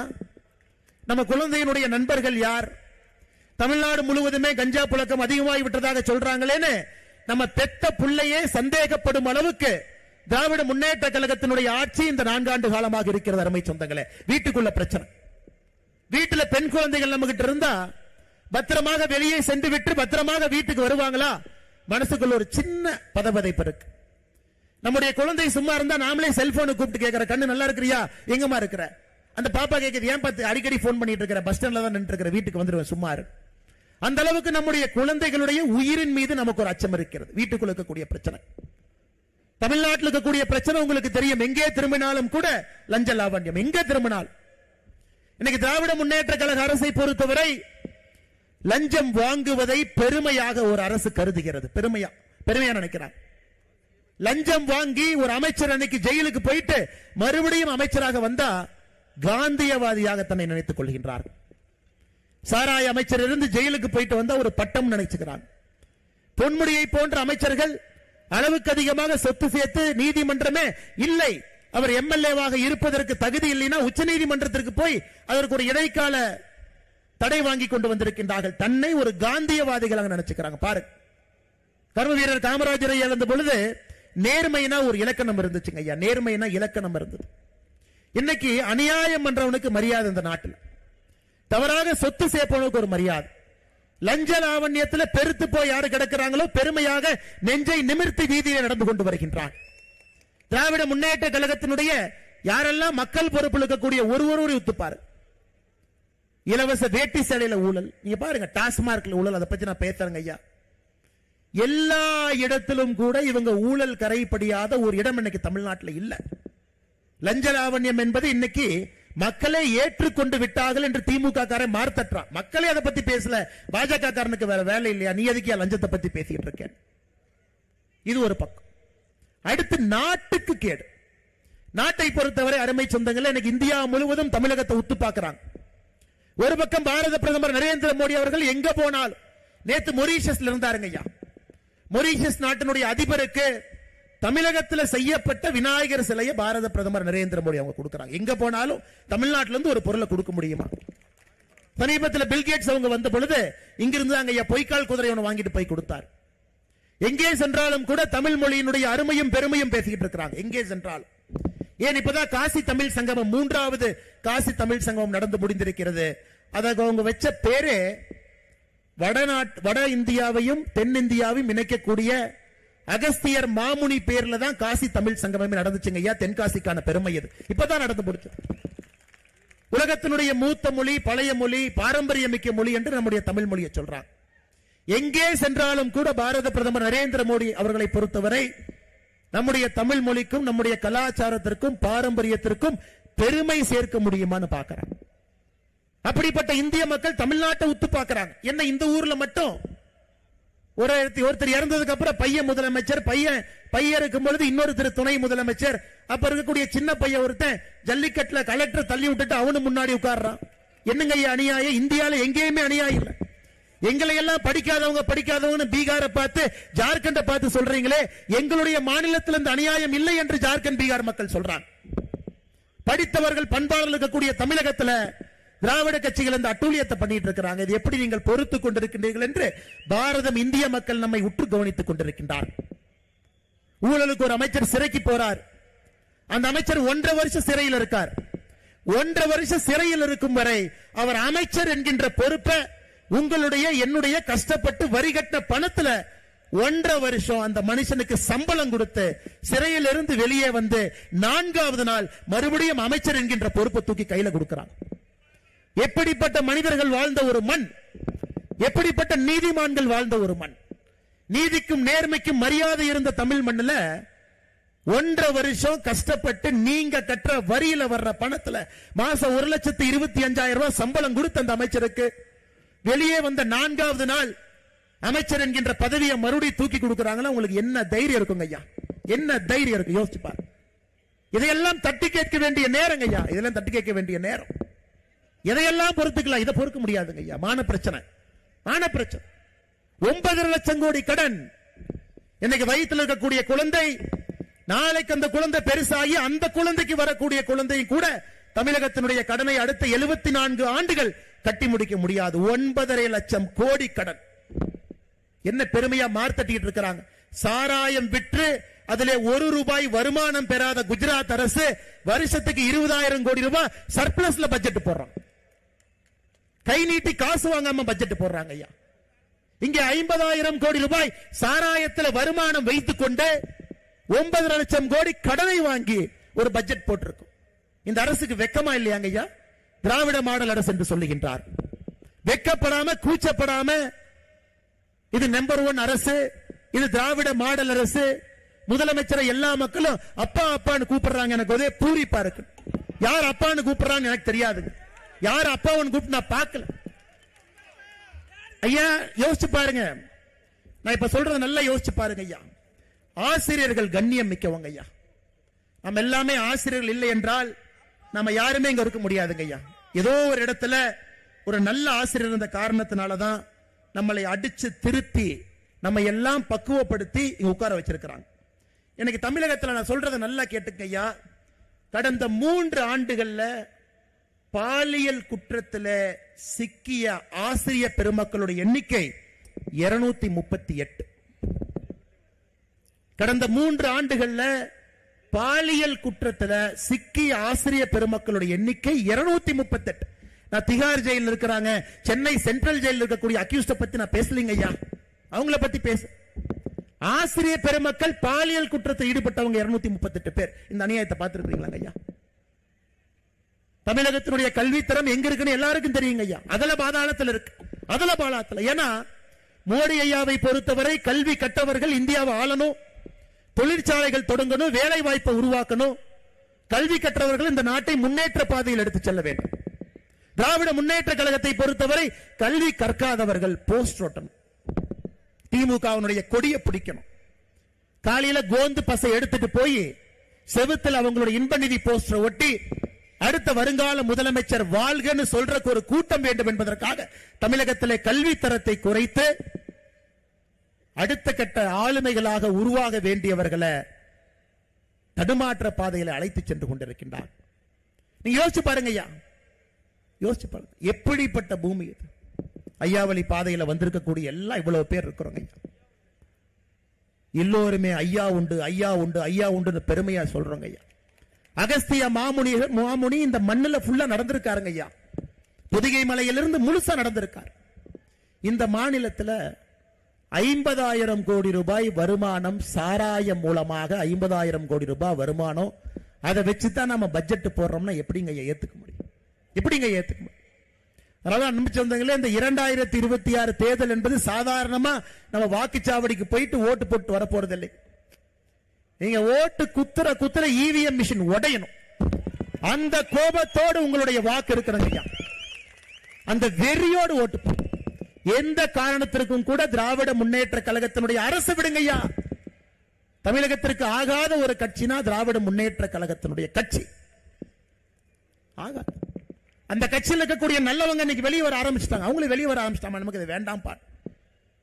சமீபத்தில் தமிழ்நாடே பார்த்து தலைகுடியக்கூடிய நிகழ்வு தென்காசி மாவட்டத்தில் நடந்ததுங்க ஐயா. தென்காசி மாவட்டத்தில் தமிழ்நாடு மக்கள் எல்லாம் பார்த்து தலைகுடியக்கூடிய நிகழ்வு 2 இடத்துல, கடையநல்லூர்ல, சங்கரன் கோவில்ல இந்த 3 மொழி கொள்கைக்கு எதிராக பெயிண்ட் டப்பாவை தூக்கிட்டு போய் திமுக காரங்க அழிக்கிறேன்னு கிளம்பி போனான். கடையநல்லூர்ல திராவிட முன்னேற்ற கழகத்தினுடைய முன்னாள் மாவட்ட செயலாளர் அண்ணன் செல்லதுரை அவர்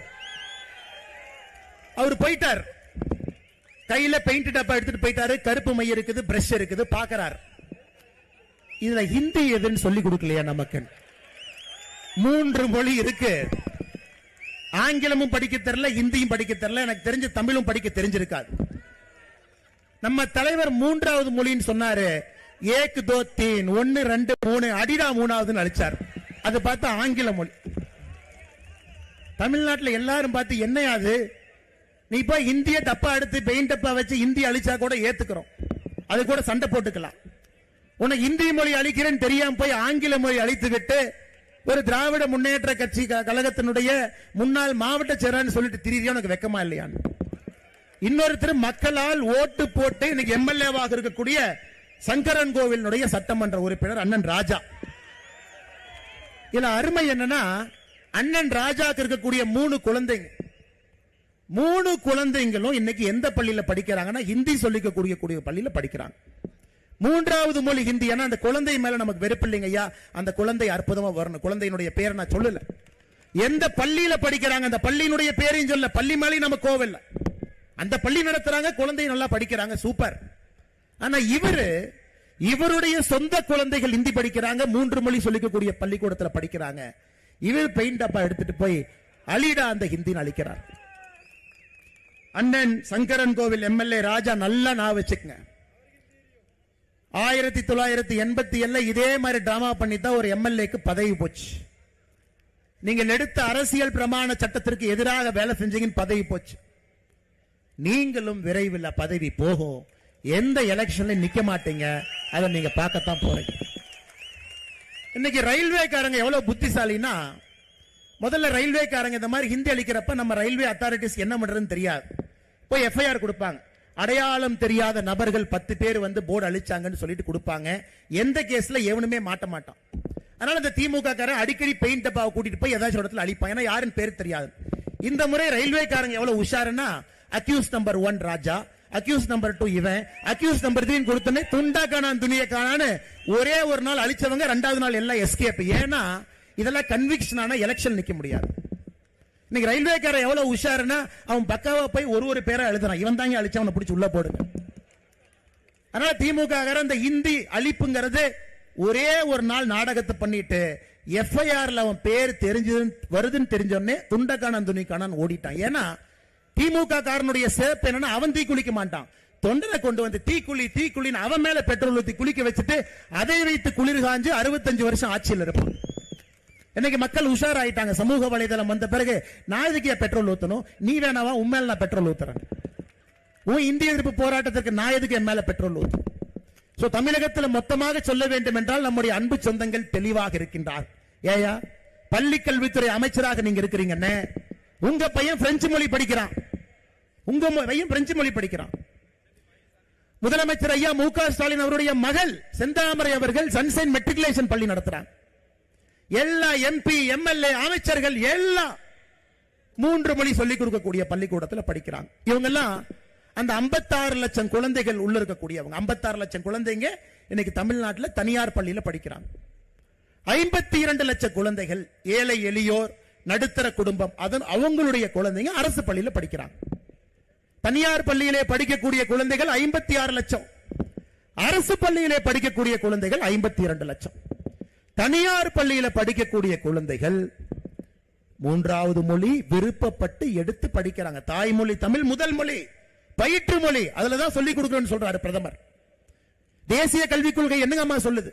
1ஆம் வகுப்பிலிருந்து 5ஆம் வகுப்பு வரை கட்டாயமாக தமிழ்ல தான் நீங்க படிக்கணும். அது பிசிக்ஸா இருந்தாலும் சரி, கெமிஸ்ட்ரியா இருந்தாலும் சரி, தமிழ்ல தான் பயிற்று மொழி. அது 8ஆம் வகுப்பு வரை கொண்டு போவதற்கு முயற்சி எடுப்போம்னு பிரதமர் சொல்றார். அதன் பிறகு 2வது மொழி ஆங்கிலத்தை கத்துக்குங்க, வெளியெல்லாம் போனா தேவைப்படும். 3வது மொழி ஒரே ஒரு பேப்பர் எடுத்து உங்களுக்கு பிடிச்ச ஒரு மொழியை கத்துங்க, மலையாளமோ கன்னடமோ தெலுங்கோ எடுத்து கத்துக்குங்க, 3 மொழி படிங்க. இவர்கள் 2 மொழியை மட்டும்தான் சொல்லிக் கொடுப்போம்னு சொல்லி என்ன ஆரம்பிச்சுன்னா 2022 பொது தேர்வுல 2022 பொது தேர்வுல தமிழ் பரீட்சையில மட்டுங்க ஐயா 2022 10ஆம் வகுப்பு பொது தேர்வுல தமிழ்ல மட்டும் ஃபெயில் ஆனவங்க தமிழ்நாட்டில் 47,000 பேர். வெக்கக்கேடா இல்லையாங்களா அது? 47,000 பேரு 10ஆவதுல 2022 தமிழ் பேப்பர்ல ஃபெயில். 2023 12ஆம் வகுப்பு தேர்வு எழுதுறதுக்கு 50,000 மாணவர்கள் தேர்வு கூடத்துக்கே போகல. 2023 12ஆம் வகுப்புல 50,000 மாணவ செல்வங்கள் ஒரு பேப்பர் எழுதல. இதுதான் தமிழகத்தினுடைய பள்ளி கல்வியினுடைய நிலைமைங்கய்யா. இதாங்கய்யா நிலைமை. இதான் நிலைமை. இவர்களை பொறுத்தவரை அரசு பள்ளியில திட்டமிட்டு அவர்களுக்கு 3வது மொழி கிடையாது. ஆனா தனியார் பள்ளியில சொல்லி கொடுத்துக்கலாம், சிபிஎஸ்இ சொல்லி கொடுத்துக்கலாம், மெட்ரிகுலேஷன்ல சொல்லி கொடுத்துக்கலாம். அப்ப என்ன சமுதாயத்தை உருவாக்கி கொண்டிருக்கின்றோம்? ஒரு ஏழை தாயினுடைய மகனோ மகளோ வாழ்க்கையிலே முன்னேறுவதற்கு இருக்கக்கூடிய ஒரே ஒரு ஆயுதம் கல்வி மட்டும்தானுங்க ஐயா. கல்வி தவிர எந்த ஆயுதமும் அவங்க கையில இல்ல. கூலி தொழிலாளராக இருக்கட்டும், ஏழை தாயாக இருக்கட்டும், விவசாய பெருங்குடி மக்களாக இருக்கட்டும், அவங்க மேல வரணும்னா லாட்டரி சீட்ல விழுவாதுங்க ஐயா. லாட்டரி சீட் விழுகாது. யாருமே நம்ம வீட்டுல ஒரு புதையல்ல வச்சுட்டு போக மாட்டாங்க. ஒரு பெரிய பையில பணம் இருக்காதுங்க ஐயா. அந்த குழந்தை படித்து கல்வியின் மூலமாக மட்டும்தான் வறுமை என்கின்ற பிணையை உடைத்து மேல வர முடியும். கல்வி நல்லா கொடுக்கணுங்களா? கல்வியை கொடுக்காம இந்த கூட்டம் கர்ஜித்துக் கொண்டிருக்கிறது. 2 மொழி கல்வி, 2 மொழியை கொடுப்பேன், இந்த கல்வியை கொடுப்பேன், அந்த கல்வியை கொடுப்பேன். அன்பு சொந்தங்களே, அதனாலதான் பாரதிய ஜனதா கட்சி துவங்கி இருக்கக்கூடிய 3 மொழி உங்களுடைய ஆதரவை கோரி, தேசிய கல்விக்கு உங்களுடைய ஆதரவை கோரி நாம் நடத்தி இருக்கக்கூடிய இந்த கையெழுத்து இயக்கம் 7வது நாளில் 12 லட்சம் கையெழுத்தை தாண்டி இருக்கிறது. 12 லட்சம். மே மாதம் முடியும் பொழுது நம்முடைய இலக்கு 1 கோடி கையெழுத்து. நிச்சயமாக நீங்க முடிவு பண்ணிட்டோம். 1 கோடி என்ன 2 கோடி கையெழுத்து கொடுக்கிறேன்னு தமிழக மக்கள் முடிவு பண்ணிட்டீங்க. அதை ஜனாதிபதி கிட்ட கொடுத்து தமிழகத்தில் புதிய கல்வியை கொண்டு வரணும். அதிலே குறிப்பாக 3வது மொழியை நம்முடைய குழந்தை செல்வங்களுக்கு சொல்லிக் கொடுக்கணும். தமிழ்நாட்டிலும் கோலோச்சனோ, இந்தியாவிலும் கோலோச்சனோ, உலகத்திலையும் கோலோச்ச வேண்டும் என்றால் அவர்களுக்கு மொழிகளுடைய கற்றல் அறிவு திறன் வேண்டும் என்பதற்காக பாரதிய ஜனதா கட்சி போராடி கொண்டிருக்கின்றோம். அன்பு சொந்தங்களே, உங்களுக்கு இன்னொரு தகவல் சொல்றேன். இந்த சகுனி கூட்டம், தமிழகத்தில் இருக்கக்கூடிய திராவிட முன்னேற்ற கழகத்தினுடைய சகுனி கூட்டம் தமிழகத்திற்குள்ள நவோதயா பள்ளியை விடமாட்டேங்கிறாங்க. நவோதயா பள்ளி ஐயா, நவோதயா பள்ளியை பத்தி கேள்விப்பட்டிருக்கோம், கொஞ்சம் கை தூக்குங்க ஐயா. அண்ணே, நான் நவோதயா பள்ளியை ஒரு இடத்துல கேள்விப்பட்டிருக்கேன் இருக்கு. சில பேருக்கு தெரிஞ்சிருக்காது. ஆனா இந்தியால நவோதயா பள்ளிகள் இல்லாத ஒரே ஒரு மாநிலம் நம்முடைய தமிழ்நாடு மட்டும்தான். ஐயா, அந்த நவோதயா பள்ளி 1987 ஆரம்பிக்கப்பட்டது. எதுக்குன்னா, ஏழை குடும்பம், விவசாய குடும்பம், வறுமை கோட்டில் இருக்கக்கூடிய குடும்பம், நல்லா பாத்துக்கங்க ஐயா, ஏழை குடும்பம், விவசாய குடும்பம், வறுமை கோட்டில் இருக்கக்கூடிய குடும்பத்தில் இருக்கக்கூடிய குழந்தைகளுக்கு உலகத்தரம் வாய்ந்த தனியார் பள்ளியில் இருக்கக்கூடிய அதே கல்வி தரத்தை அவங்களுக்கு கொடுக்க வேண்டும் என்பதற்காக ஒரு மாவட்டத்திற்கு ஒரு பள்ளிக்கூடம், ஜவஹர்லால் நேரு ஐயா பேர்ல ஜவஹர் நவோதயா வித்யாலயா, அதனுடைய பேருங்க ஐயா. இது ஆரம்பித்தது ராஜீவ்காந்தி ஐயா. அவங்களுடைய நோக்கம் என்னன்னா, ஒரு மாவட்டத்திற்கு ஒரு பள்ளிக்கூடம், ஏழையா இருக்கணும், விவசாய குடும்பத்தில் இருக்கணும், வறுமை கோட்டில் இருக்கணும். அந்த குழந்தைங்க மட்டும்தான் 5ஆம் வகுப்புல வேற பள்ளியில படிக்கிறவங்க 6ஆம் வகுப்பு, 7ஆம் வகுப்பு, 8ஆம் வகுப்பு நவோதயா பள்ளியில சேரலாம். ஐயா, இன்னைக்கு உத்தரப்பிரதேசத்துல 96 நவோதயா பள்ளிக்கூடங்கள் இருக்கு. உத்தரப்பிரதேசத்தில் 96, கர்நாடகாவிலே 31, குஜராத்திலே 34, ஹரியானாவில் 21, கேரளால 14, தமிழ்நாட்டில் 0. உத்தரப்பிரதேசத்தில் இருக்கக்கூடிய 96 நவோதயா பள்ளியில 48,000 குழந்தைகள் படிக்கிறாங்க. நல்லா சொல்றேனுங்க ஐயா, மறுபடியும் உலகத்தரம் வாய்ந்த தனியார் பள்ளிக்கூடத்தில் என்ன கல்வி இருக்கிறதோ அதே கல்வியை அந்த மாவட்டத்தில் இருக்கக்கூடிய நவோதயா பள்ளிக்கூடத்தில் ஏழை எளியோருக்கு, விவசாய பெருமக்களுக்கு, வறுமை கோட்டில் இருக்கிறவங்களுக்கு கொடுக்கணும். மிச்சம் குழந்தைங்க அங்க போக முடியாதுங்க ஐயா. ஒரு குழந்தைக்கு மத்திய அரசு இன்னைக்கு மோடி ஐயா நவோதயா பள்ளியிலே படிக்கக்கூடிய ஒரு குழந்தைக்கு ஒரு வருஷத்திற்கு நம்ம செலவு செய்யக்கூடிய பணம் 85,000 ரூபாய். நவோதயா பள்ளியில் ஒரு குழந்தை படிக்கிறாங்கன்னா மத்திய அரசு ஒரு ஆண்டுக்கு அந்த குழந்தைக்கு செலவு செய்யக்கூடிய பணம் என்பது 85,000. அதனாலதான் ஐஐடி, ஐஏஎஸ், ஐபிஎஸ் போட்டித் தேர்வுகள், பரீட்சைகள் நவோதயா பள்ளி தட்டி தூக்கிட்டு இருக்கிறாங்க. அதனாலதான் பாரதிய ஜனதா கட்சி கோரிக்கை வச்சோம், உங்களுக்கு நவோதயா அப்படிங்கிற பேர்ல பிரச்சனை இருந்ததுன்னா காமராஜர் பள்ளின்னு பேரை மாத்தி நாங்க கொண்டு வரோம். 2 வருஷம் ஆச்சு, முதலமைச்சர் கடிதம் எழுதியிருக்கின்றோம். உங்களுக்கு நவோதயா பள்ளி மேல பிரச்சனை. அது ஆரம்பிச்சது காங்கிரஸ். உங்களுக்கு தெரியும், காங்கிரஸ்காரனை பொறுத்த வரைக்கும் ஆரம்பிச்சுட்டு போயிடுவான். அதை சரியா நடத்தி மக்கள்கிட்ட கொண்டு போறது நம்ம வேலை தான். ஜிஎஸ்டி இருந்து ஒன்னொன்னு நம்ம வேலை தான். அதை செப்பனிட்டு சிறப்பான பாதையிலே பாரதிய ஜனதா கட்சி நாம் எடுத்து சென்று கொண்டிருக்கின்றோம். நவோதயா பள்ளி வேண்டாம், கேந்திரிய வித்யாலயா பள்ளி வேண்டாம். அரசு பள்ளி கூரையில் தண்ணி ஒழுகும். அரசு பள்ளி உடைச்சாச்சு, அரசு மரத்து கீழே இருப்பாங்க. அப்ப எப்படிங்க ஐயா தமிழ்நாட்டில் குழந்தைகளுக்கு தரமான கல்வியை எப்படி கொடுக்க முடியும் நீங்க சொல்லுங்க. நம்மை ஆள்பவங்க படிக்காதவங்க, ஹிந்தியும் தெரியாது, இங்கிலீஷும் தெரியாது, தமிழும் தெரியாது, பெயிண்ட் டப்பாவை கூட்டு போய் ஏதோ ஒன்று அழிச்சிட்டு வர ஆட்கள். நம்மளை ஆள்றவங்களுக்கும் படிப்பறிவு இல்லை. படிப்பறிவு இருக்கக்கூடிய விஷயத்தையும் தமிழகத்திற்குள்ள அனுமதிப்பதற்கு இவங்க தயாரா இல்லைன்னா நம்முடைய குழந்தைகளுக்கு என்ன வழி? அதனால்தான் இந்த கையெழுத்து இயக்கத்தை பாரதிய ஜனதா கட்சி நாம் எடுத்திருக்கின்றோம். 1 கோடி கையெழுத்து நமக்கு வேண்டும். அந்த 1 கோடி கையெழுத்து வந்த பிறகு நம்முடைய மாண்புமிகு ஜனாதிபதி அவர்களை சந்திச்சு தமிழ்நாட்டு மக்களுடைய எண்ணத்தை பாருங்க. எல்லா மக்களுமே புதிய கல்விக் கொள்கை, தேசிய கல்விக் கொள்கை வேண்டுங்கிறாங்க. எங்களுக்கு வேண்டும், கொடுங்கன்னு சொல்றாங்க. அன்பு சொந்தங்களே, அதனால் திமுக கார என்ன போய் வேணாலும் சொல்லுவாங்க ஐயா. மோடி ஐயா வந்து ஹிந்தியை திணிக்கிறாரு, மோடி ஐயா சமஸ்கிருதத்தை திணிக்கிறார். நீங்க பாக்குறீங்க, பாரதிய ஜனதா கட்சி உங்க முன்னாடி நின்றுக்கிறங்க ஐயா. 7 தலைமுறை, 8 தலைமுறை, 9 தலைமுறை விவசாயம் பார்த்த ஒரு குடும்பத்தின், கரூரில் இருக்கக்கூடிய 9 தலைமுறை ஒரு குடும்பத்தில் பையனாக பிறந்து விவசாயியாக நின்றிருக்கிறார். இங்க இருக்கக்கூடிய ஒரு தொண்டன், ஒரு தலைவனுக்கு அதே மாதிரி சொல்லாங்க. இந்த மண்ணிலே பிறந்து இந்த மண்ணில தேசியத்தை வளர்க்க வேண்டும் என்பதற்காக நின்று கொண்டிருக்கின்றோம். ஒரு தேசிய கட்சியில் இருந்தா இந்தியாவில் இருக்கிறவங்க எல்லாம் ஒன்னாத்தான் இருப்பாங்க. அல்ல ஹிந்தி பேசுறவன் இருப்பான், கன்னடம் பேசுறவன் இருப்பான், தமிழ் பேசுறவன் இருப்பான், தெலுங்கு பேசுறவன் இருப்பான். தேசிய கட்சி என்கின்ற ஒரே காரணத்திற்காக தமிழ்நாட்டினுடைய உரிமையை விட்டுக் கொடுத்து விடுவார்கள் என்று ஒரு பொய்யை சொல்லி திராவிட கட்சிகள், திராவிட முன்னேற்ற கழகம் இவங்க ஆட்சி நடத்திட்டு இருக்கிறாங்க. ஐயா, தென்காசி ஒரு சாதாரணமான ஊர் இல்லைங்க ஐயா, அது விவசாய பூமி. தமிழ்நாட்டினுடைய விளைநிலங்கள் கடைசியாக நிற்க போகின்ற ஒரு பகுதி தென்காசி தான். எங்க அழிஞ்சாலும் தென்காசியில கொஞ்ச நாளைக்கு இருக்கும். சமீபத்தின ஆய்வறிக்கை பார்க்கும் பொழுது தென்காசியில மட்டுமே, இந்த ஒரே ஒரு மாவட்டத்தில் மட்டுமே இருக்கக்கூடிய விவசாய நிலத்தை பாருங்க. 1,26,534 லட்சம் ஹெக்டர் விவசாய நிலம் இருக்கு. ஆனா அந்த 1,26,534 லட்சம் ஹெக்டர் விவசாய நிலத்துல எத்தனை நிலத்திற்கு தண்ணி இருக்கு அப்படின்னு பாத்தீங்கன்னா 47% விவசாய நிலத்திற்கு தண்ணி இல்லை. தண்ணி இல்லை. சிறு சிறு நதிகள் இருக்குதுங்க ஐயா. கருப்பா, ஜம்பு நதி இருக்குதுங்க ஐயா,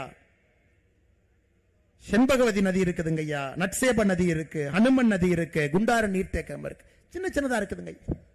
என்னதான் கர்ம வீரர் காமராஜரையே எப்ப யோசிச்சாருன்னா, இப்ப யோசிக்கலீங்க, எப்ப யோசிச்சாருன்னா, குறிப்பாக தென்காசி பகுதி மக்களுக்கு 2 திட்டங்கள் இந்த பகுதியில் கொண்டு வரணும் அப்படிங்கிறதுல கர்ம வீரர் காமராஜரையே தெளிவா இருந்தார்.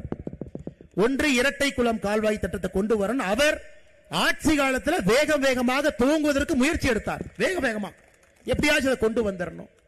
48 கிராமத்திற்கு இது நிச்சயமாக ஒரு பெரிய உதவி செய்யும். வீரகேரளம்புதூர் தாலுகா ஆலங்குளம் ஒன்றியத்தில் 15 கிராம பஞ்சாயத்தில் இருக்கக்கூடிய 48 கிராமம் மிகவும் வறட்சியான பகுதி.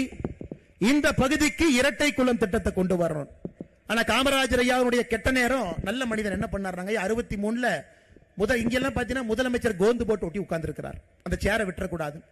காமராஜர் ஐயா எனக்கு இந்த இருக்கை வேண்டாம் என்று அவராக முதலமைச்சர் பணியை விட்டுட்டு காங்கிரஸ் கட்சியினுடைய வளர்ச்சி பணிக்கு போனார். அன்னைக்கு விட்டுட்டு போனாரு. இன்னைக்கு வரைக்கும் இரட்டை குளம் தத்தளித்துக் கொண்டிருக்கிறது. 2021 தேர்தல் பரப்புரை மார்ச் 30ஆம் தேதி இன்னைக்கு முதலமைச்சராக இருக்கக்கூடிய ஸ்டாலின் ஐயா இங்க வந்து சொன்னாருங்க. ஐயா தென்காசி மாவட்டத்தில் சொன்னாரு, நான் ஆட்சிக்கு வந்த பிறகு நிதி கொடுத்து பணம் கொடுத்து இரட்டை குளம் திட்டத்தை நிச்சயமாக நாங்க நிறைவேற்றுவோம். அதோடு நிக்கலீங்க ஐயா, உங்களுக்கு இருக்கக்கூடிய இன்னொரு பெரிய பிரச்சனை செண்பகவல்லி அணை திட்டம். இந்த ஒரு தொகுதி மட்டுமே, வாசுதேவநல்லூர் தொகுதி மட்டுமே 1 லட்சம் ஏக்கருக்கு பாய்ந்து கொண்டிருந்த நீர். அது சாதாரண எண்ணம் இல்லைங்க. 1733 இன்னைக்கு நேத்து இல்லைங்க. இன்னைக்கு இருக்கக்கூடிய சிவகிரி ஜமீனும் திருவங்கூர் சமஸ்தானமும் 1733 ஒப்பந்தம் போட்டாங்க. தண்ணியினுடைய ஒரு பகுதி முல்லை பெரியாருக்கு போகும், ஒரு பகுதி இங்க வரும், வாசுதேவ நல்லூருக்கு வரும் என்று. 1962 டேம் உடைந்த பொழுது கர்ம வீரர் காமராஜர் ஐயா பணம் கொடுத்து உடனடியாக சரி பண்ணாங்க. 1982 மறுபடியும் அது பிரச்சனையான பொழுது புரட்சி தலைவர் எம்ஜிஆர் ஐயா பணத்தை அனுப்பிட்டாரு கேரளாக்கு. இங்க பாருங்க, எங்களுடைய பங்கு இது வச்சுக்கங்க, வேகமா ரிப்பேர் பண்ணுங்க. அன்னையிலிருந்து கேரள அரசு ஏமாற்றிக் கொண்டிருக்கின்றார்கள். அது பெரியார் வனப்பகுதியில் இருக்கு, உள்ள போக முடியாது, புலி சாப்பிட்டு கரடி சாப்பிட்டு. இன்னைக்கு நம்முடைய மாண்புமிகு தமிழகத்தினுடைய முதலமைச்சர் அவர்கள் திமுகவினுடைய தேர்தல் வாக்குறுதி 84வது தேர்தல் வாக்குறுதி சொல்றாங்க, செண்பகவல்லி அணையை சரி செய்து இங்கே தண்ணி கொண்டு வருவதற்கு நடவடிக்கை எடுப்போம். டாஸ்மார்க்ல சாராய வர்றதுக்கு நடவடிக்கை எடுத்திருக்கிறாங்களோ தவிர செண்பகவல்லி அணையில தண்ணி வருவதற்கு நடவடிக்கை எடுக்கலைங்க. இது மட்டும் இல்ல, இன்னைக்கு நம்முடைய முதலமைச்சர் எத்தனை முறை கேரளா போயிருக்கார். ஐயா மு க ஸ்டாலின் அவர்கள் தமிழகத்தினுடைய முதலமைச்சரான பிறகு கேரளாவுக்கு எத்தனை முறை போயிருக்காருன்னா 5 முறை போயிருக்கிறாருங்க. 5 முறை. 2022 ஏப்ரல் மாசம் கேரளாவிலே மார்க்சிஸ்ட் கம்யூனிஸ்ட் கட்சியினுடைய மாநாடு. 2022 செப்டம்பர் மாசம் கேரள மாநிலத்தில் நடந்த மத்திய அரசின் தென் மாநில கவுன்சில் கூட்டம். 2022 அக்டோபர் மாசம் இந்திய கம்யூனிஸ்ட் கட்சியினுடைய மாநாடு. 2023 ஏப்ரல் மாசம் வைக்கம் போராட்ட நூற்றாண்டு விழா. 2024 டிசம்பர் மாசம் வைக்கம் போராட்ட நூற்றாண்டினுடைய நிறைவு விழா. 5 முறை போன முதலமைச்சர் வாயை திறந்து செண்பகவல்லி அணைன்னு கூட சொல்லுங்க. ஆனா 84வது தேர்தல் வாக்குறுதி. ஆனா இன்னைக்கு கேரளாவுக்கு நேத்து பார்த்தேன், நம்முடைய அமைச்சர் பிடிஆர் அவர் கேரளாக்கு அனுப்புறார். பிடிஆர் நாளைக்கு கேரளா போறார். எதுக்குன்னா மோடி அரசு வந்து தொகுதி மறுசீரமைப்பு கூட்டம் நடத்த போறாங்க. அதுல தமிழ்நாட்டுக்கு வரப்போகின்ற எம்பியை குறைக்க போறாங்க. அதனால நாமெல்லாம் ஒன்னா சேர்ந்து போராடணும். இல்லாத ஒரு புலியை இவரே ஒரு தெருநாயை புடிச்சிட்டு வந்து அதுக்கு பெயிண்ட் அடிச்சு 2 கோடு போட்டு புலின்னு சொல்லி அதுக்கு ஒரு பேர் வச்சு அனைத்து கட்சி கூட்டத்தை வேற போட்டு வச்சிருக்காரு. அதற்கு இந்த கேரள அரசு கிட்ட பேச்சுவார்த்தை நடத்துவதற்காக பிடிஆர் அனுப்புறாங்க. இவ்வளவு போறீங்களே, செண்பகவல்லி அணையை பத்தி தம்பி பேசிட்டு வாப்பான்னு வாயை திறந்து வாயில் என கொழுக்கட்டையா முதலமைச்சர் அவர்களே. 5 முறை கேரளாவுக்கு போயிருக்கிறீங்க. வாசுதேவநல்லூர் சட்டமன்ற தொகுதி பயன்பெறும், தென்காசி பயன்பெறும். 1 லட்சம் ஏக்கர் இங்கே தண்ணீர் பாசன வசதி. 47% இங்க விவசாய நிலத்துக்கு தண்ணி இல்லைங்க. அதை பத்தி பேச மாட்டோம். இதுதாங்க ஐயா இந்த எலெக்ஷன்ல நம்ம பேச வேண்டியது. நீங்கள் கொடுக்க வேண்டிய தீர்ப்பு தாங்க ஐயா. உங்க தீர்ப்பு வேற எதுவுமே இல்லை. இதுக்கு தான் நீங்க தீர்ப்பு கொடுக்கணும். இரட்டை குள திட்டத்தை சொல்லிட்டு போனீங்க, செய்யல. செண்பகவல்லி அணை திட்டத்தை சொல்லிட்டு போனீங்க, செய்யல. உங்களுக்கு ஒரு எம்பி கிடைச்சிருக்கிறாங்க. இவர் அக்கா டக்கர் ஒருத்தர் இருக்கிறாங்க உங்க எம்பி. அவங்க பாராளுமன்றத்தில் அவங்க பேசினதெல்லாம் கேளுங்க. தென்காசியினுடைய பாராளுமன்ற உறுப்பினர் அருமை சகோதரி அக்கா ராணி ஸ்ரீகுமார் 23 கேள்வி கேட்டிருக்கிறாங்க. 23 கேள்வி பாராளுமன்றத்தில். சரி, ஏதாவது நம்ம ஆனந்தன் ஐயாசாமி சகோதரர் சொன்னார் வேலை வாய்ப்பு இல்லை, அதை பத்தி கேள்வி கேட்டாங்களா? இல்ல. விவசாயத்துக்கு பிரச்சனை கேள்வி கேட்டாங்களா? இல்ல. அவங்க கேட்ட கேள்வி படிக்கிறேன் பாருங்க. இந்தியாவிலே சூனியம் வைக்கிற பழக்கம் அதிகமாயிருச்சு, மத்திய அரசு என்ன நடவடிக்கை எடுத்தீங்க? சூனியம் வைக்கிறவங்க பாக்குறதா நம்ம வேலை, மோடி ஐயா வேலையா? யோசிச்சு பாருங்க. இந்தியாவிலே சூனியம் வைக்கின்ற பழக்கம் அதிகமாகிவிட்டது. மத்திய அரசு என்ன நடவடிக்கை எடுத்தீங்க? இவங்க அதை விட இன்னொன்னு, திமுக காரங்கிட்ட ஒரு கேள்வி கேட்டா அவர் பதில் சொல்லுவாங்க, நமக்கு அன்னைக்கு புரியாதுங்க, ஒரு மாசம் கழிச்சு தான் புரியும். இவங்க பார்லிமெண்ட்ல கேள்வி கேட்கிறாங்க, செண்பகவல்லி அணையை சரி செய்வதற்கு மத்திய அரசு நடவடிக்கை எடுக்கணுமா? பாருங்க, டேமுக்கும் மத்திய அரசுக்கும் எந்த சம்பந்தமும் இல்லை. இது போன்ற கேள்விகள். நேத்து 10 நிமிஷம் பேசினாங்க, மணிப்பூர்ல ஏதோ பிரச்சனைன்னு பேசினாங்க. அக்கா, தென்காசியில் எவ்வளவு பிரச்சனை இருக்கு, அதை பத்தி கொஞ்சம் பேசுக்கா. வேலை வாய்ப்பு சகோதரர் சொல்றாரு, 1.5 லட்சம் பேர் பதிவு பண்ணிருக்கிறாங்க வேலை வாய்ப்பில், அதை பத்தி பேசுங்க. விவசாயம் பொய்த்து போய் கொண்டிருக்கிறது, அதை பத்தி பேசுங்க. இளைஞர்கள் எல்லாம் தமிழ்நாடு முழுவதும், இந்தியா முழுவதும், உலகம் முழுவதும் வேலைக்கு போறாங்க. தென்காசி மண்ணில் இருக்கக்கூடிய அற்புதமான ஆற்றல் மிகுந்த இளைஞர்கள், அதை பத்தி பேசுங்க. 10 நிமிஷம் மணிப்பூரை பத்தி பேசிட்டு இருக்கிறாங்க. கிடைச்ச எம்பி இப்படி, கிடைச்ச எம்எல்ஏ தற்கூரி, பெயிண்ட் அடினா மாத்தி ஏதோ பெயிண்ட் அடிச்சுட்டு வர்றான். முதலமைச்சர் அவர்கள் தென்காசிக்கு தேர்தல் பரப்புரைக்கு வந்தாரு, ஒரு தனியார் நிகழ்ச்சிக்கு வந்தாரு. அதை தாண்டி ஒரே ஒரு முறை மட்டும் தென்காசி பக்கம் எட்டி பார்த்துட்டு போனார். 8/12/2022 அந்த பொதிகை ட்ரெயின்ல அவரே ஒரு தண்ணி பெட்டியை போட்டுக்கிட்டாரு. ஸ்பெஷல் ட்ரெயின் ஆமா, இவருக்கு ஸ்பெஷல் கம்பார்ட்மெண்ட் ஆமா. யாரோ கை கொடுத்தாங்க, உடனே சானிடைசர் எடுத்து கைக்கு போட்டாரு, கிளவ் போட்டாரு, பேண்ட் பாக்கெட்ல விட்டாரு, பாட்ஷா படத்துல வந்த மாதிரி எல்லாத்தையும் பார்த்தாரு, கிளம்பினார். அண்ணே, தென்காசி பக்கம் வந்தீங்க, நீங்க மறந்திருப்பீங்கன்னா உங்களுக்கு செலக்டிவ் அமினிஷியா இருக்குது.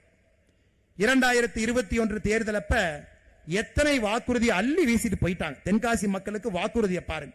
சங்கரன் கோவில்ல ஜவுளி பூங்கா ஒண்ணு இல்லைங்கய்யா, ஒரு செங்கல் இல்ல. தென்காசியிலே வேளாண்மையை அடிப்படையாக கொண்டு சிறப்பு பொருளாதார மண்டலம் அமைக்கப்படும். அது எப்ப வாக்குறுதி எழுதினாங்களோ அப்பயே மறந்தாச்சு. தென்காசியிலே அரசு மருத்துவக் கல்லூரி தொடங்கப்படும். அரசு ஹாஸ்பிட்டலுக்கு போனா எவன் ஊசி போட்டு யாரு சாவறானே தெரியாது. இல்ல அரசு மருத்துவக் கல்லூரி துவங்குறாங்க. ஆயிரப்பேரியிலே வேளாண்மை கல்லூரி தொடங்கப்படும். ஆயிரப்பேரி எங்க இருக்குன்னே முதலமைச்சருக்கு தெரியாது. தென்காசியிலே குளிர்பதன கிடங்கு மாம்பழச்சாறு தயாரிப்பு தொழிற்சாலை அமைக்கப்படும். இவங்க அமைச்சர் பொழுது விடுச்சிருங்க ஐயா, அதையும் காணா. தென்காசியிலே கொப்பரை தேங்காய்களை காய வைப்பதற்கான மின் உலர் சாதன வசதி ஏற்படுத்தப்படும். இல்லை. தென்காசியிலே தேங்காய் அடிப்படையிலான தொழிற்சாலை அமைக்க நடவடிக்கை எடுக்கப்படும். இல்லை. தென்காசியிலே யானை பாலம் அருகே சிற்றாரின் குறுக்கே தடுப்பணை கட்டப்படும். இல்லை. கடையநல்லூரிலே அரசு பாலிடெக்னிக் கல்லூரி தொடங்கப்படும். இல்லை. கடையநல்லூர் தாலுகா சொக்கம்பட்டி கிராமத்தில் புன்னையாபுரம் கால்வாயிலே மேம்பாலம் அமைக்கப்படும். இல்லை. புளியங்குடியிலே குளிர்பதன கிடங்கும் எலுமிச்சை அடிப்படையாக கொண்ட தொழிற்சாலையும் அமைக்கப்படும். இல்லைங்க ஐயா. அதனால அப்பப்ப திமுகவினுடைய நம்முடைய முதலமைச்சர் ஐயா ஸ்டாலின் அவருக்கு அவர் எல்லாத்தையும் மறந்துடுவார். இந்த ஹிந்தி மட்டும் கண்ணுக்கு தெரியும், ஹிந்தி மட்டும் அப்படி பார்ப்பார். எவன்டா ஹிந்தி பேசுறது, எவன்டா யூபியில் ஹிந்தி பேசுறான் அப்படி, வேற எதுவுமே அவர் கண்ணுக்கு தெரியாது. அதனாலதான் இப்ப அப்பப்ப கூலிங் கிளாஸையும் போட ஆரம்பிச்சிட்டார். அன்பு சொந்தங்களை வந்தா கேட்கணுங்க அம்மா, நீங்கெல்லாம் ஏன்னா அற்புதமான மனிதர்கள். நீங்க என்ன பண்றீங்க, நாங்கம்மா ரொம்ப நல்லவங்களா இருக்கிறீங்க. அதனாலதான் அந்த தீய சக்திகள் நம்மளை ஆள்றாங்க. பொறுத்து பொறுத்து போய்க்கிறீங்க, போய் பொறுத்து போயான்னு விட்டுறீங்க. ஏமாத்தினா கூட ஏமாத்தி தொலைன்னு விட்டுறீங்க அம்மா. நல்லவங்களை பயன்படுத்தி இந்த தீய சக்தி ஆதிக்கத்தில் இருக்கு. தட்டி கேட்க வேண்டிய நேரம் 2026 சட்டமன்ற தேர்தல். இங்க இருக்கக்கூடிய நம்முடைய அன்பு சொந்தங்கள் எல்லாம் நீங்க தட்டி கேட்கணும், இவங்களை விடக்கூடாதுங்க ஐயா. சமீபத்தில் ஒரு நண்பர் ஒருத்தர் ஹைதராபாத் வந்து சென்னைக்கு வந்தார். அண்ணே, உங்க மாநிலத்தில் நம்பர் 2 டுபாக்கூர் யாருன்னு கேட்டார். நான் கேட்டேன், அண்ணே நம்பர் 1 டுபாக்கூர் யாருன்னு கேட்கலையானே. அண்ணே அது ஸ்டாலின் ஐயான்னு தெரியும், நம்பர் 2 நேரா சொல்லுங்க. எதற்காக இந்த வார்த்தையை நான் பயன்படுத்துறேனாங்க, இவர்களாகவே இவங்களுக்கு ஒரு பட்டம் கொடுத்துக்கிறாங்க. திராவிட மாடல் முதலமைச்சர். உதயநிதி ஸ்டாலினுக்கு 6 பேர் வச்சாங்க, 6 பேருமே ஒட்டல. ஃபர்ஸ்ட் ஒரு பேர் வச்சாங்க, சின்னவரே அப்படின்னு வச்சாரு. ஒருத்தனும் மாண்பானவரே, இளைய சூரியனே, அவனும் மாசம் மாசம் போஸ்ட் அடிச்சு ஒட்டி ஒட்டி பாக்குறான். ஒரு பேரு ஒட்டாம இன்னைக்கு 6வது பேர்ல நிக்கிறான். லான்ச்சிங்கா நடந்துகிட்டே இருக்குது. ஐயா ஏற்கனவே சொன்னது போல இந்தியாவில் அதிக கடன் இருக்கக்கூடிய மாநிலம் நாம, 9.5 லட்சம் கோடி. கடந்த 4 ஆண்டுல மட்டுமே தமிழகத்தில் சிறு குறு நிறுவனங்கள் 9492 நிறுவனங்கள் மூடப்பட்டிருக்கிறது. இந்தியாவில் அதிகமான நிறுவனங்கள், சிறு குறு நிறுவனங்கள் மூடப்பட்ட ஒரு மாநிலம் தமிழ்நாடு. என கரண்ட் பிரச்சனை, எவன்டே போய் கப்பம் கட்டணும். பக்கத்தில் முதலமைச்சருடைய மருமகன் சபரீசன் அவர்களுக்கு ஒரு சோலார் ஃபார்ம் இருக்கு. ஆனா எந்த ஊர்ல இருக்கு? அம்பாசமுத்திரம் பக்கத்தில் முதலமைச்சருடைய மருமகன் சபரீசனுக்கு ஒரு சோலார் ஃபார்ம். அந்த சோலார் ஃபார்முக்கு நீங்க போகணும்னா தனியார்கிட்ட இருந்து நிலத்தை வாங்கி 3 கிலோமீட்டருக்கு ரோடு போட்டிருக்காங்க. நீங்க போய் பார்த்துட்டு வரணும். அந்த பக்கம் போனீங்கன்னா இங்க நடக்கக்கூடிய அநியாயம், தனியார்கிட்ட இருந்து நிலத்தை வாங்கி 3 கிலோமீட்டர் ரோடு போட்டிருக்காங்க. ஏன்னா இவங்கெல்லாம் நடந்து வரும் பொழுது எஜமான் காலடி மண்ணெடுத்துன்னு அல்ல கைக்கு பின்னாடி பாடிக்கிட்டே வருவாங்க. எதுவுமே ஆகாம மருமகம் போயிட்டு வரணும். யோசிச்சு பாருங்க, எவ்வளவு கோபம் வருதுன்னு யோசிச்சு பாருங்க, எவ்வளவு கோபம் வருதுன்னு யோசிச்சு பாருங்க. குடும்பம் மற்றும் செல்வ செழிப்பிலே குலைந்து கொண்டிருக்கின்றார்கள். மக்களுக்கு எதுவுமே இல்லை. 9492 சிறு குறு நிறுவனங்கள் இன்னைக்கு தமிழ்நாட்டில் மூடிட்டாங்க. 33,000 கோடி டாஸ்மார்க் வருமானம் ஆட்சிக்கு வந்த பொழுது. இன்னைக்கு டாஸ்மார்க் வருமானம் 50,000 கோடி. 48% டாஸ்மாக் வருமானம் 4 வருஷத்துல உயர்ந்திருக்கு. யாரு சொத்தாவது 48% உயர்ந்திருக்குங்களாங்க ஐயா? தமிழ்நாட்டினுடைய டாஸ்மாக் வருமானம் 48% திராவிட முன்னேற்ற கழகம் ஆட்சிக்கு வந்த பிறகு உயர்ந்திருக்கிறது.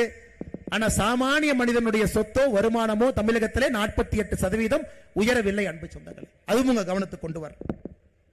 இது மட்டும் இல்லைங்க, ஊழல் நிறைந்த ஒரு அரசாக மாறி இருக்கு. எல்லா இடத்துலயும் ஊழல், எங்கேயும் ஊழல். மணல் கொள்ளையை பத்தி சொன்னீங்கன்னா தென்காசி மக்களுடைய கண்ணீர் தான் விடைங்க ஐயா.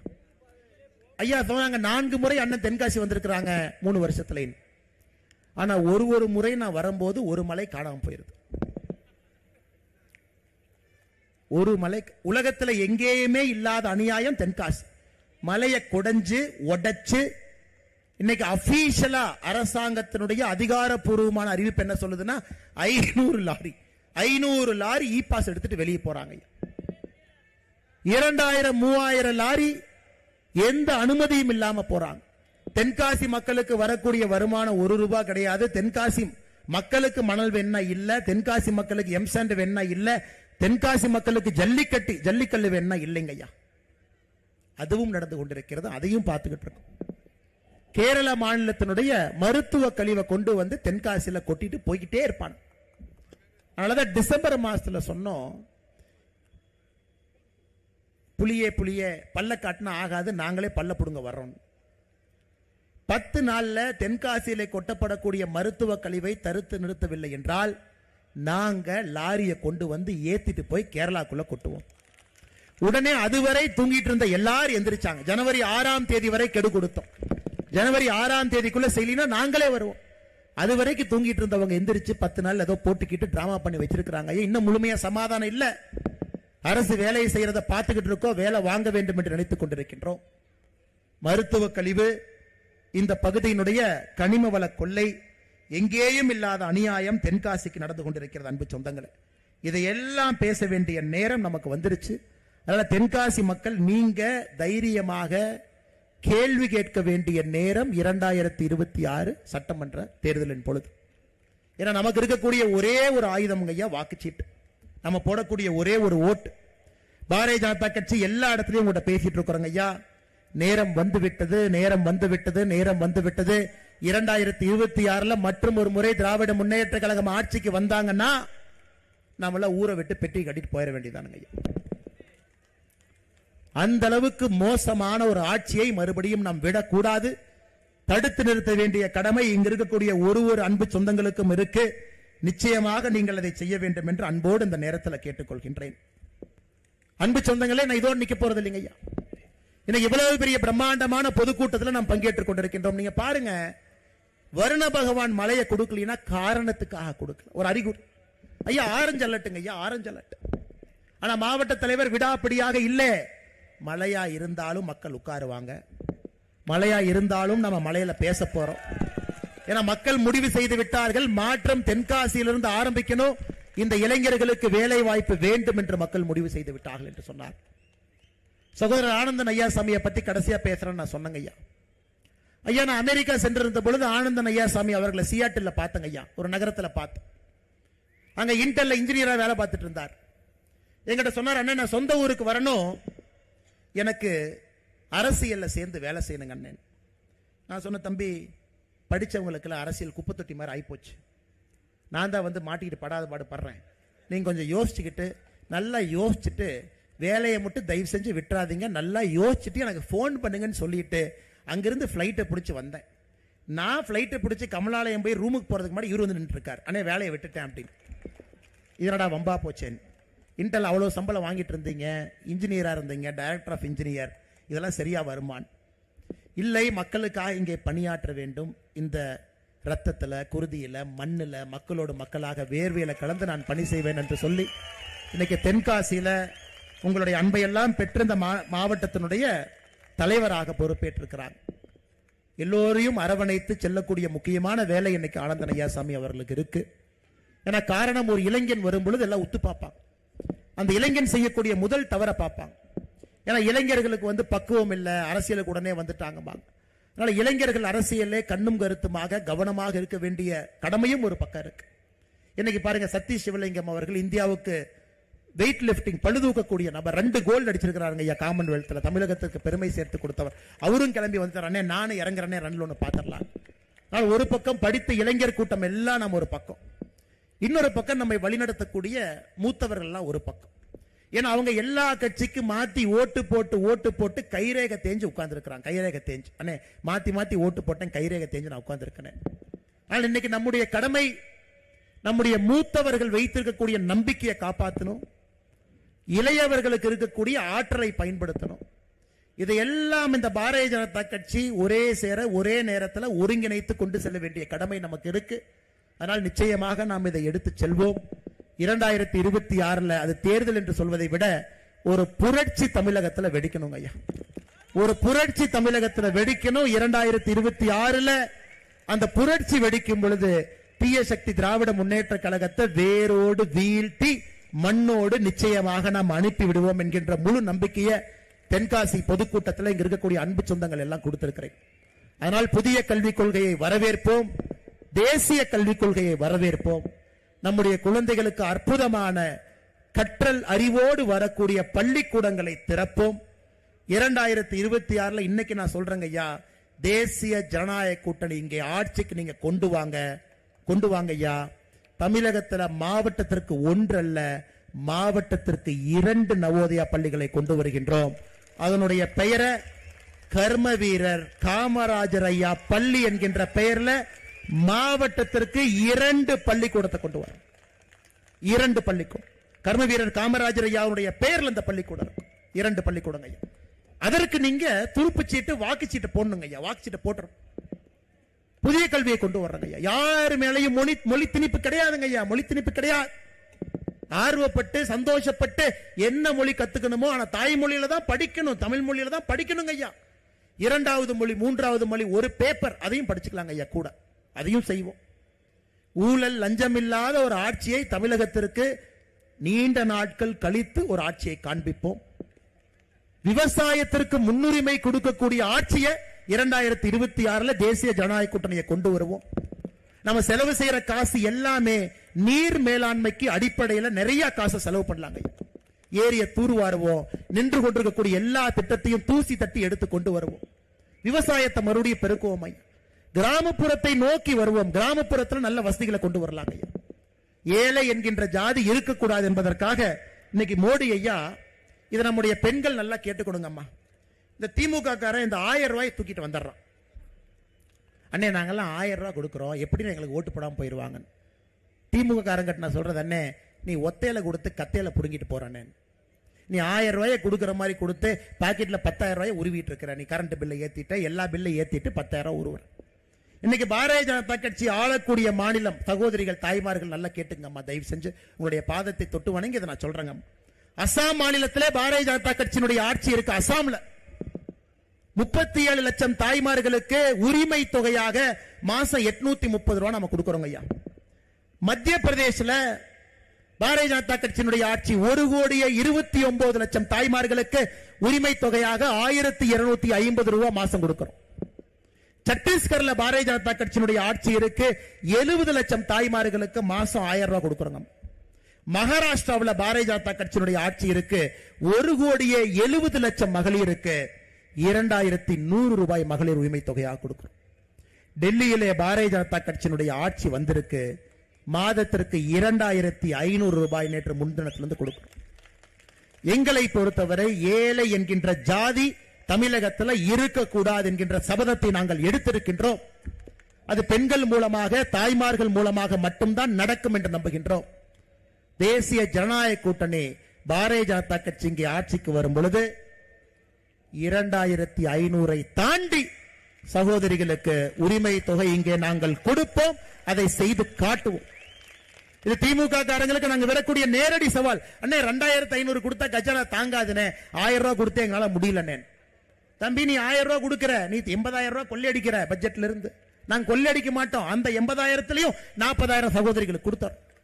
அதனால எங்களை பொறுத்தவரை 2500 ரூபாய்க்கு மேல கொடுத்தும் நன்றாக பட்ஜெட் போட முடியும், கல்விக்கு நிதி ஒதுக்க முடியும், உள்கட்டமைப்புக்கு நிதி கொடுக்க முடியும். தமிழகத்திலே எங்கே எல்லாம் பணம் தேவையோ விவசாயத்திற்கு எங்களால் கொடுக்க முடியும். நீ கொள்ளையடிக்கிறது 80,000 கோடி. நீ இவ்வளவு பணத்தை கொள்ளையடிச்சா எப்படி பட்ஜெட் போட முடியும்? 1000 ரூபாய் கொடுத்துட்டு 1000 ரூபாய் கொடுத்துட்டு 1000 ரூபாய் கொடுத்துட்டு கொடுத்தது 1000, சொன்னது 10,000 டைம் சொல்லிட்டாங்க. அது அன்பு சொந்தங்களே, பாரதிய ஜனதா கட்சி இன்னைக்கு 5 மாநிலத்தில் உரிமை தொகையை கொடுத்து கொண்டிருக்கின்றோம். இதை நான் சொல்லிங்க, மோடி ஐயாவுடைய கேரண்டி, பாரத பிரதமர் நரேந்திர மோடி ஐயாவுடைய கேரண்டி. தமிழகத்திலும் பாரதிய ஜனதா கட்சி டெல்லியில் எவ்வளவு கொடுக்கிறோமோ அதை தாண்டி இங்கே சகோதரிகளுக்கு உரிமை தொகையை பாரதிய ஜனதா கட்சி கொடுக்கும். அதனால எந்த விதத்தில் நீங்க பார்த்தாலும் உங்களுக்கு தேவையான தகுதி பெற்ற ஒரு கட்சி பாரதிய ஜனதா கட்சி மட்டும்தாங்க. எந்த விதத்திலும் சட்டம் ஒழுங்கு காப்பாற்றி கொடுக்கிறோங்க. அம்மா கல்வி அற்புதமா கொடுக்கிறோம். தனி மனிதனுக்கு கொடுக்கக்கூடிய மரியாதை அற்புதமா கொடுக்கிறோம். தமிழ் மொழிக்கு செய்ய வேண்டிய கடமை, தமிழ் மொழியை உரிமையாக எடுத்து உலக லெவலுக்கு கொண்டு போறது பாரதிய ஜனதா கட்சியா மட்டும்தாங்க முடியும். தலை குனிந்திருக்கக்கூடிய தமிழகத்தை மறுபடியும் தலை நிமிர்ந்து இந்தியாவுடைய முதன்மை மாநிலமாக மாற்றக்கூடிய தகுதி பாரதிய ஜனதா கட்சி. கிராமப்புற மறுமலர்ச்சி பாரதிய ஜனதா கட்சி, தேசிய ஜனநாயக கூட்டணி மட்டும்தான். விவசாய பெருமக்களுக்கு மறுபடியும் அவங்க குழந்தைங்க விவசாயம் பண்ணலாம் அப்படிங்கிற நம்பிக்கை கொடுக்கக்கூடிய ஒரே ஒரு கட்சி பாரதிய ஜனதா கட்சி, தேசிய ஜனநாயக கூட்டணி மட்டும்தான். பெண்களுக்கு பாதுகாப்பு பாரதிய ஜனதா கட்சி. அரசு பள்ளியிலே அற்புதமான திட்டம், நேர்மையான ஒரு ஆட்சியை கொடுத்து ஒப்பற்ற ஒரு கல்வியை அரசு பள்ளியில கொடுக்க முடியுமா? அதுவும் பாரதிய ஜனதா கட்சி. அதனால நீங்க எப்படி யோசிச்சு பார்த்தாலும் உங்க பக்கத்தில் இருக்கக்கூடிய ஒரே ஒரு கட்சி பாரதிய ஜனதா கட்சி, தேசிய ஜனநாயக கூட்டணி.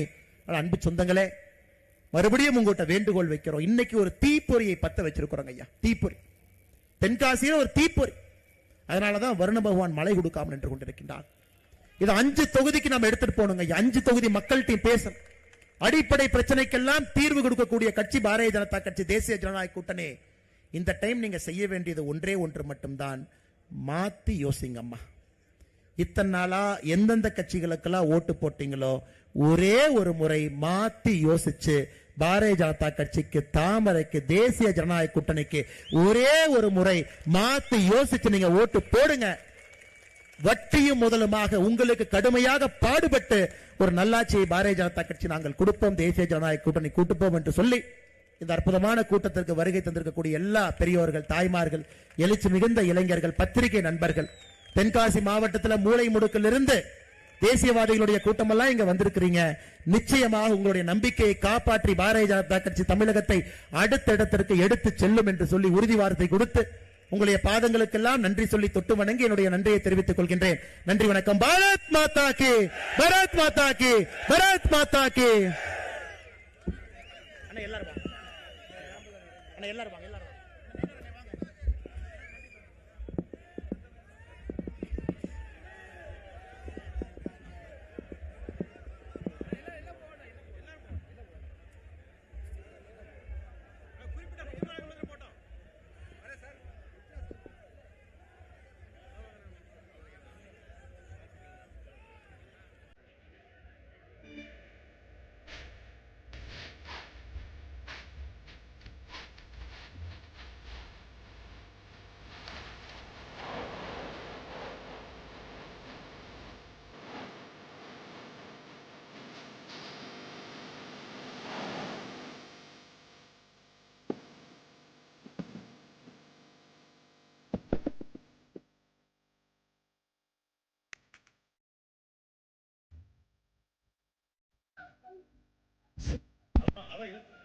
அன்பு சொந்தங்களே, எங்களுடைய கையில் இந்த மண்ணினுடைய பெருமையாக இருக்கக்கூடிய புளியங்குடி எலுமிச்சம்பழம் இருக்கு.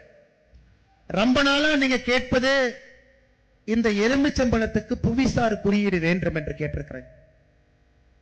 இங்கே நம்முடைய எண்மண் எண் மக்கள் யாத்திரை நடந்த பொழுது 2023 செப்டம்பர்ல உங்களுக்கு உறுதிமொழி கொடுத்தோம். இதற்கு மத்திய அரசு புவிசார் குறியீடு கொடுப்போம். புளியங்குடி எலுமிச்சை என்பது உலகத்துல இந்த பகுதி எலுமிச்சைக்கு மட்டும்தான் கிடைக்கும். ஏப்ரல் முதல் வாரத்துல அறிவிப்பு வர இருக்கிறதுங்க ஐயா. ஏப்ரல் முதல் வாரத்துல புளியங்குடி எலுமிச்சைக்கு புவிசார் குறியீடு அறிவிப்பு மத்திய அரசு கொடுக்க இருக்கிறாங்க. உங்க புளியங்குடி எலுமிச்சைக்கு அறிவிப்பு வந்துருச்சுன்னா ஏற்றுமதி பெருகும். ஏற்றுமதி பெருகும். இங்க இருக்கக்கூடிய விவசாய பெருமக்களுக்கு ஒரு பெரும் வரப்பிரசாதமாக இருக்கும் என்கின்ற ஒரு நம்பிக்கையூட்டக்கூடிய வார்த்தைகளுக்கும் இங்க இருக்கக்கூடிய பெருமக்களுக்கு அன்போடு இந்த நேரத்தில் தெரிவித்துக் கொள்கின்றோம்.